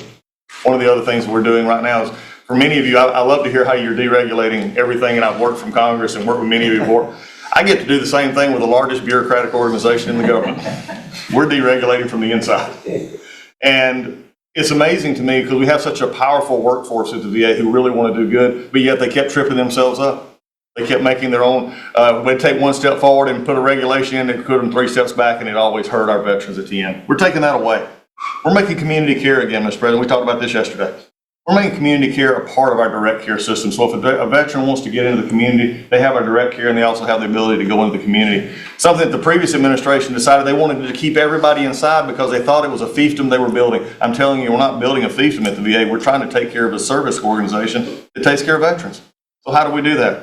We make best medical interest where a doctor can send a veteran to the community a lot quicker without having to worry about miles and time logged and wait times. Just get them the help they need. We've actually expanded out, and it's made a difference in this regulation, and also unleashed a workforce that is now free of the collective bargaining agreements and other things that have kept them from being able to do the job of national security that they've been intended to. I'm actually giving them the benefit of the doubt to actually go be the workers that they're called to be, and that's what Labor Day is about. The VA is going to have the best workers. But just to let you know how that's working out, wait times at our hospital are going down because we're getting them in our hospitals or into community care. And then one for you, Mr. President, you heard about this a lot, and that was backlogs. If the backlog when I first came in, and I've said this before, in February we had over 260,000 backlog. That means over 125 days of not getting an answer. In just a little over 4.5 months, we've dropped that over 100,000. We're under 150 and heading down to historic lows. We'll be within the next month lower than any time under the previous administration at all. That means our veterans are getting the help they need. So when you look at it this way, we've opened new facilities. We've put new facilities in places where workers can get to. We've expanded out hours, over 1 million extra hours, so veterans, younger veterans in particular, can get off of work and bring themselves and get their appointments in after hours on Saturdays. That's what it means to be in the Trump administration. That's what it means to take care of veterans. That's what it means for Labor Day. Because you can't forget the ones who fought for us to be on this table today. And it's all because of what you've done and the progress that we've made. Well, you've done a tremendous job, and I hear it all the time. We have a 93% approval rating at the VA now. And you know what it was before? It was like horrible. So thank you very much. Mr. President, there's been some conversation about the Pete and Bobby challenge. I would just note that I don't think Pete or Bobby could hold these sticks for 2.5 hours. Exactly. If they want that to be the challenge, so be it. But I think 50 pull-ups and 100 push-ups might be easy compared to it. It really is. We didn't have this problem with Biden. It was in and out very quickly. So kudos on Labor Day to the audio team that's holding the sticks. But Mr. President, it's pretty great to celebrate Labor Day with a builder who loves labor, who loves the men and women who have built this country, the people that sweat, that have great skills, they have grit, they do the dirty jobs of America that have made this country great, and you know them very well because you have worked with them. The great Trump projects have come from the very men and women we're going into this weekend to celebrate. We all want to claim Labor Day in our departments, but I'm going to claim this at DOT because roads, bridges, pipelines, shipbuilding, rail, passenger, and freight all fall under the great men and women who wear boots and make this country wonderful. And at DOT, we don't want to have the Congress spend money. We want to take the money that Congress gives us and actually deploy it and put these men and women to work building the great projects of this country. You said the big, beautiful projects that connect this country. And that's why we have got rid of the DEI. We've got rid of the green. We've done what we can to streamline the regulation to move these projects faster. Time is money. And time has been money. Even Democrats agree now that it takes too long to go through the regulatory process. So we're going to move these projects faster, putting the great American worker back to work. I want to make a quick comment. We've all probably talked about this horrific accident in Florida. And I appreciate the help of Christy and Marco on this very issue. But in May, we said, listen, it's a safety issue if you can't proficiently speak the English language. And we gave states a little over a month to comply. And Washington, California, and New Mexico have refused to comply. And by the way, this individual in Florida received a CDL from Washington, from California, and received a speeding ticket after our rule went into place, and they didn't stop him. And had they taken him out of service, he wouldn't have been in Florida, and we would have 3 beautiful people alive today. And I make that point because it's the work that maybe no one sees that then shines a light when horrific things happen, but also that your cabinet works together and teams up to make a difference for the American people. Real quickly, so we have a safety mission at DOT. I don't know that you'd think of the transit unions in the greatest cities of the country, New York maybe being one of them, that support us, but they do because the violence in the subways and on our buses across the country, the transit workers are the ones who take the most abuse, and they're grateful for the mission of everybody around this table fighting to make their communities safer. So I appreciate everyone's help on that. But the transit unions love the effort that all of us have put in together. One quick FAA. We are about to put out a request for proposals for a big, beautiful bill. We got build. We got $12.5 billion in the big, beautiful bill. We need more, but this is a great start. I expect the middle till the later part of July, we'll be through the process to bring the proposed integrators to you for selection. So we're looking forward to that. we will have the most, I'm learning from you, this is going to be the greatest contract ever crafted in the federal government for this build for air traffic control. Really, it's innovative, and we have unique tools at FAA. It's going to be a great contract. Bobby left me out of the windmill conversation, Bobby, so there was a study done in the last administration that said if you build windmills 1.2 miles, within 1.2 miles from a roadway, it can mess up the automation and technology on a car. Same thing 1.2 miles from rail. The last administration buried that report, Mr. President. And so now what we've said is, what we're going to do is say, listen, I'm sorry, it is a safety risk to build windmills this close to roads. By the way, they want to build them by roads and by rail. We're going to say no more. It is a safety risk, and we have a report to show that. And just real quick. Good idea. It's a good team effort. I wasn't invited to the party, but I'm still going to the party. Maybe next time, Bobby. Party crasher. One last thing. We have this Mars to Moon mission at NASA. Moon to Mars mission. Sorry about that. But sometimes people think that space doesn't matter to them. But if you look at every rocket that's launched, the machinists, the truck drivers, the electricians, the welders that build these rockets, in the industry that has developed over the course of the last 10 years in space, it's truly remarkable. It's not just rich guys sending up rockets in partnership with NASA. There's a whole industry of working men and women who we celebrate this weekend that build, refurbish, design the rockets that are making America the leader in space. So thank you for your leadership, and happy to celebrate this weekend with you, Mr. President. Really great. And he is doing a good job at NASA too. And we are, I think we'll have some pretty exciting announcements. And you enjoy it. Fun. I said, how about temporary? He said, well, can I go a little bit longer? He loves it. He loves it. And he's doing a really good job. Thank you very much. Appreciate it. Howard, please. So, making America great again is one of the key statements, and people don't always understand what you mean. So, we always talk about 1870 to 1913. Listen up. In the mid-1980s, America owned more of the rest of the world than they owned of us. We owned $140 billion of the rest of the world, net of what they owned of us. And when you came into office this time, the rest of the world owned $24 trillion more of our assets than we owned of theirs. And so when people argue with you about, the trade deficit is nothing, the trade deficit sends 1.2 trillion of our dollars to them. And what do they do with it? They buy the great America. Because when we learned in college, what we learned was that if you keep printing these dollars, they're supposed to devalue. But the problem is we're too smart. We invented the light bulb, the transistor, the GPU, so they keep buying us. And the only president ever to understand it, and you understood it in the 80s and the 90s, and I used to see you on TV and you'd say, God, what are these people doing? And finally, we've changed it. So let's go over what we changed. So Japan and Korea, they're never going to open their markets to us. So we've negotiated $900 billion that they're giving you to invest in national and economic security in America. The European Union, the second largest economy, $20 trillion. And all the experts said, you'd never get a deal done with them. And watching you in Scotland was my favorite thing, right?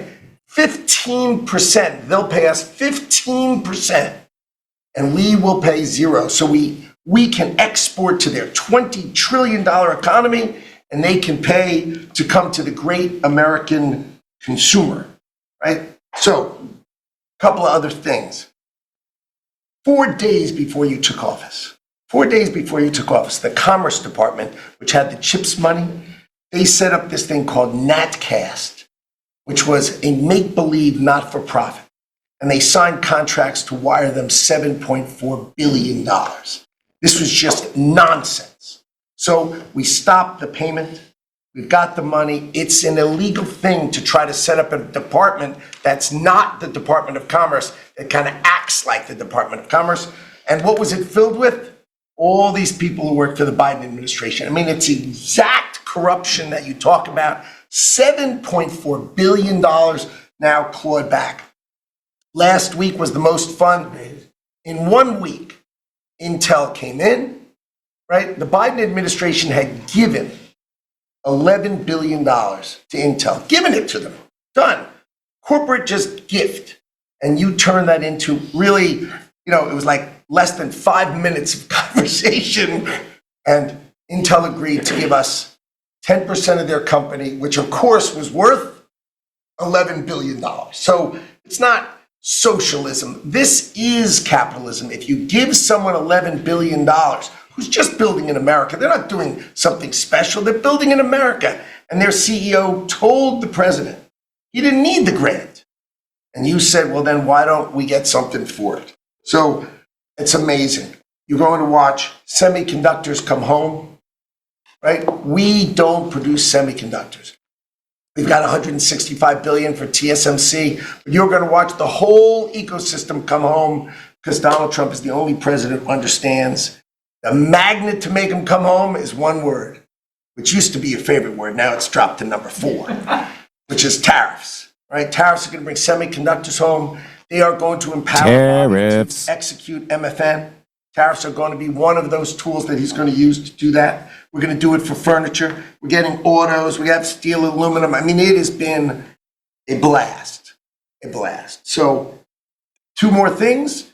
The Department of Commerce is going to start issuing its statistics on the blockchain because you are the crypto president, and we are going to put out GDP on the blockchain so people can use the blockchain for data distribution, and then we're going to make that available to the entire government so all of you can do it. We're just ironing out all the details so we can do it. Patents.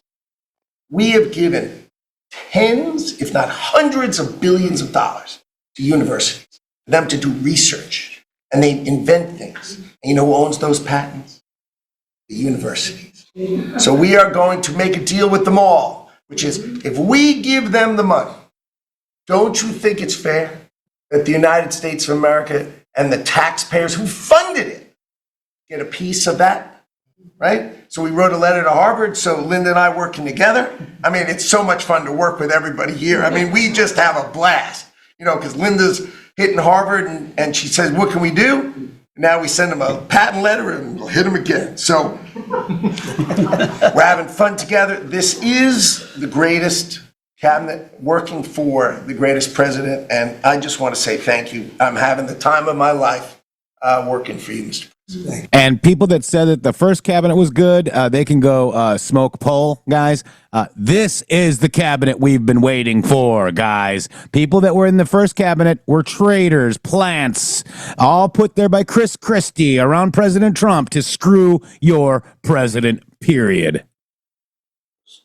That was very well stated, wasn't it? Some things people don't think of too much. Thank you very much. Great job. Pete?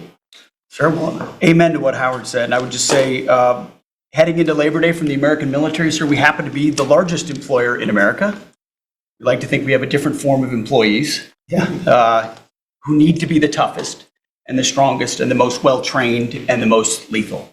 And under the previous administration, and for decades, frankly, it was social justice, it was political correctness, it was divisive ideologies seeping into the ranks and changing how well we do our job.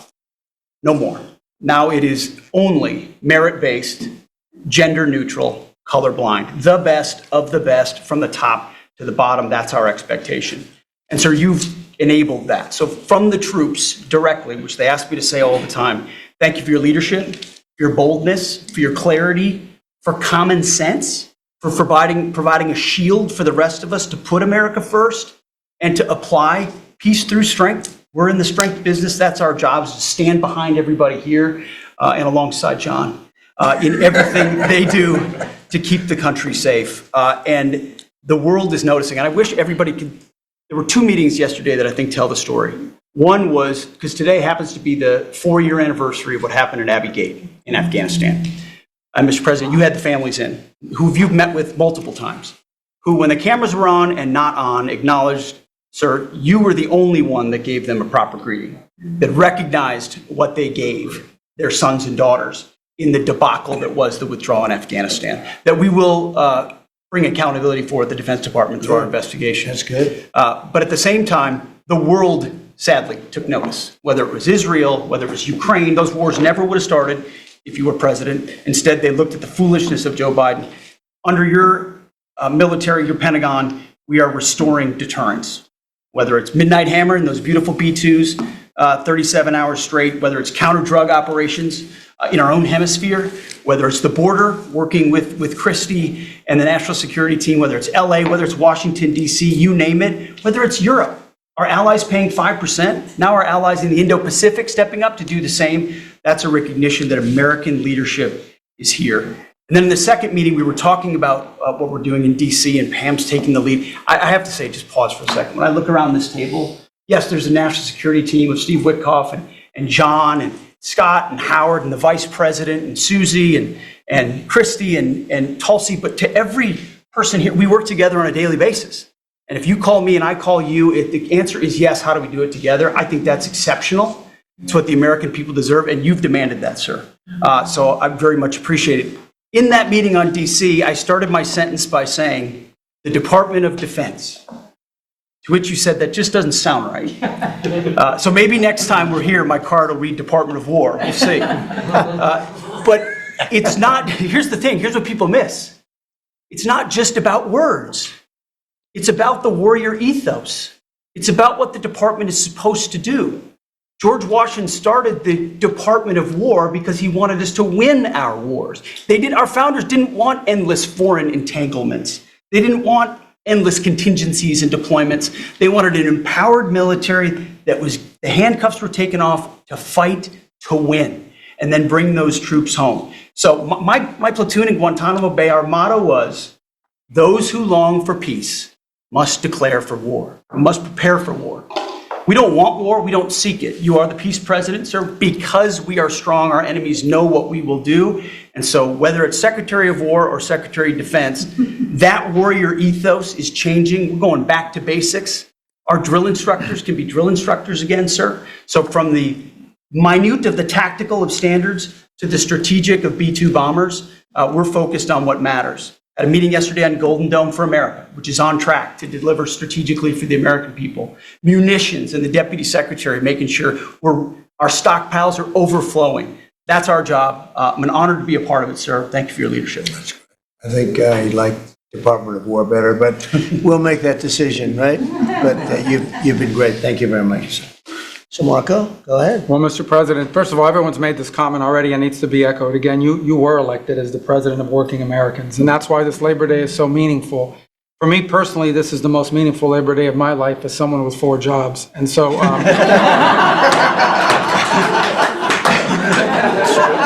it's true. And but on the point of, you made it very clear from the outset. Even in foreign policy, everything we did has to be pro-American. It has to make America stronger or safer or more prosperous.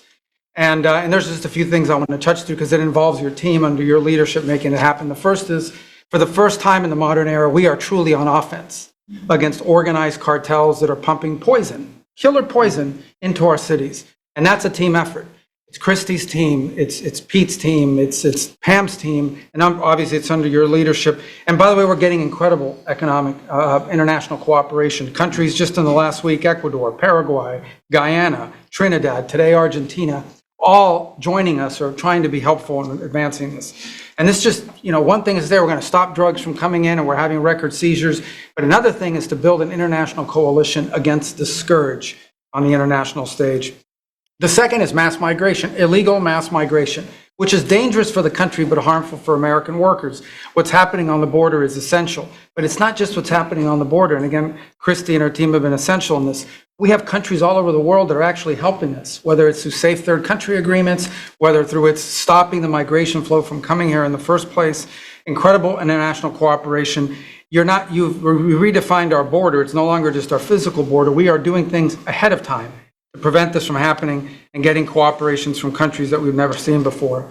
And last, I would say, and Steve touched upon this, who, by the way, is doing a phenomenal job. But Steve is both a great negotiator and he's also a nice guy, which are two tough things to pull off together. But it's incredible. But we both work for the peacemaker in chief. Think about it, how fortunate we are as Americans to have a president who's made peace a priority. And just since the last time we've met, there was a war going on in Cambodia and Thailand, between Cambodia and Thailand. The president just picks up the phone and tells them to stop fighting, and within 72 hours, the fighting had stopped.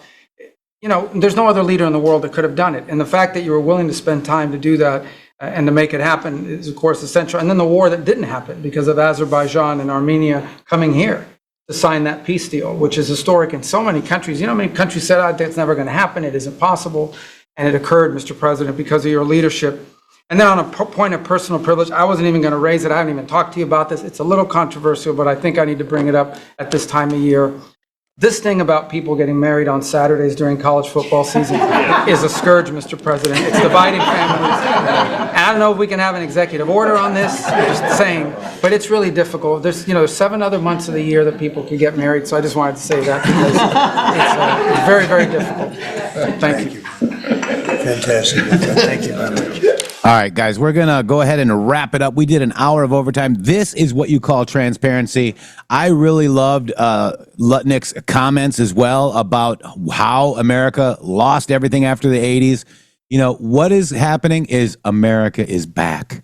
We are so back. Peace through strength. That's a Q proof. And we got him saying it at the White House or at the table at this board meeting, guys. This whole table is a living Q proof. And we are here, front row seats for it all. God bless you all. Yeti, thank you very much. Shady, if you're listening, thank you very much. I appreciate you. And we're going to go out with the illegal immigrant song. What do you guys think? Huh? Trusts to 1961. Thank you so much. Thank you, G Brothers. Thank you, Raptor. Thank you, Leeligs. Thank you, White Wings. Bonster, thank you. Cram, thank you. Carol, all the people that donated today. We really appreciate you guys. God bless you all. The illegal immigrant song.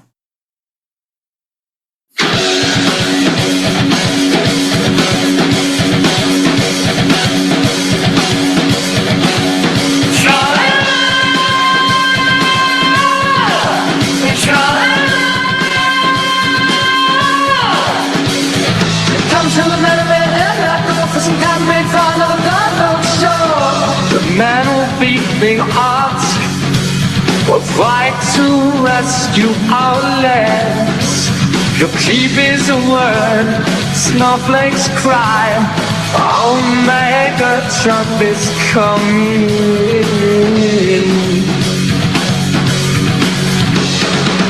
And people's waiting and 24. All he knows is talking about the world.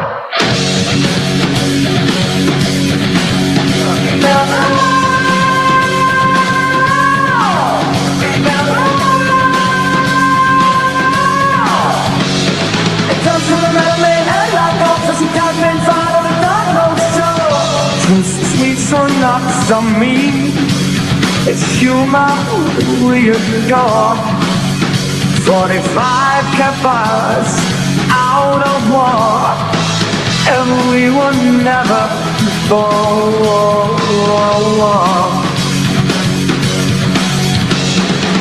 And people's waiting, I'm turning out. All I know is to be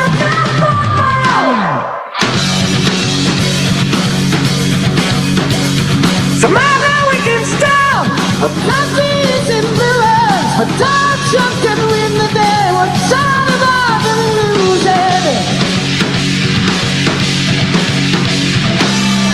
Ooh, ooh, ooh. Ooh, ooh, ooh.